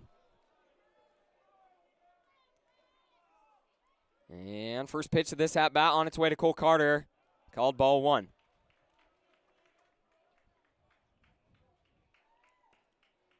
So 1-0 count at the plate for Cole Carter with a runner on first. 2 outs in the bottom of the 11th. Your studs lead 5-4. The 1-0 on its way from Anthony Brady. Swung on, going foul in foul territory right above the studs dugout. Mason Quinlan can't make the play on it. We've got a 1-1 count. Once again, your studs leading 5-4 in the bottom of the 11th inning. It's 1:35 a.m. Local time here in Fairbanks, Alaska. Just over 3 hours and 35 minutes game time. Let's see what Anthony Brady can do here for your studs. And the 1-1 on its way from Anthony Brady. They're going to say, yes, he did. Count moves to 1-2 with 2 outs. Runner on first. Let's see what Anthony Brady can do here for your studs. He's looking for something big. 1-2 count, 2 outs, and a runner on first. That's the tying run over there at first for the Goldpanners. Your studs leading 5-4 in the bottom of the 11th. And the 1-2 from Anthony Brady. Big swing and a miss. He gets him striking out swinging. In the bottom of the 11th, Anthony Brady finishes it off huge. Great work on the bump, coming in and finishing off in the 10th and the 11th. Anthony Brady doing work. Your studs win this one by a final score of 5-4 in the bottom of the 11th inning. It's 1:36 a.m. here in Alaska. What a game. the Midnight Sun Game 114th annual. Just over 3,500 people in attendance here. What a game for your studs. Once again, thank you for tuning in tonight. Your studs take this one to 5-4. Tanner Pierce via the V signing off. We'll be back with you live tomorrow at 7 p.m. for Game 3 of this 4-game series.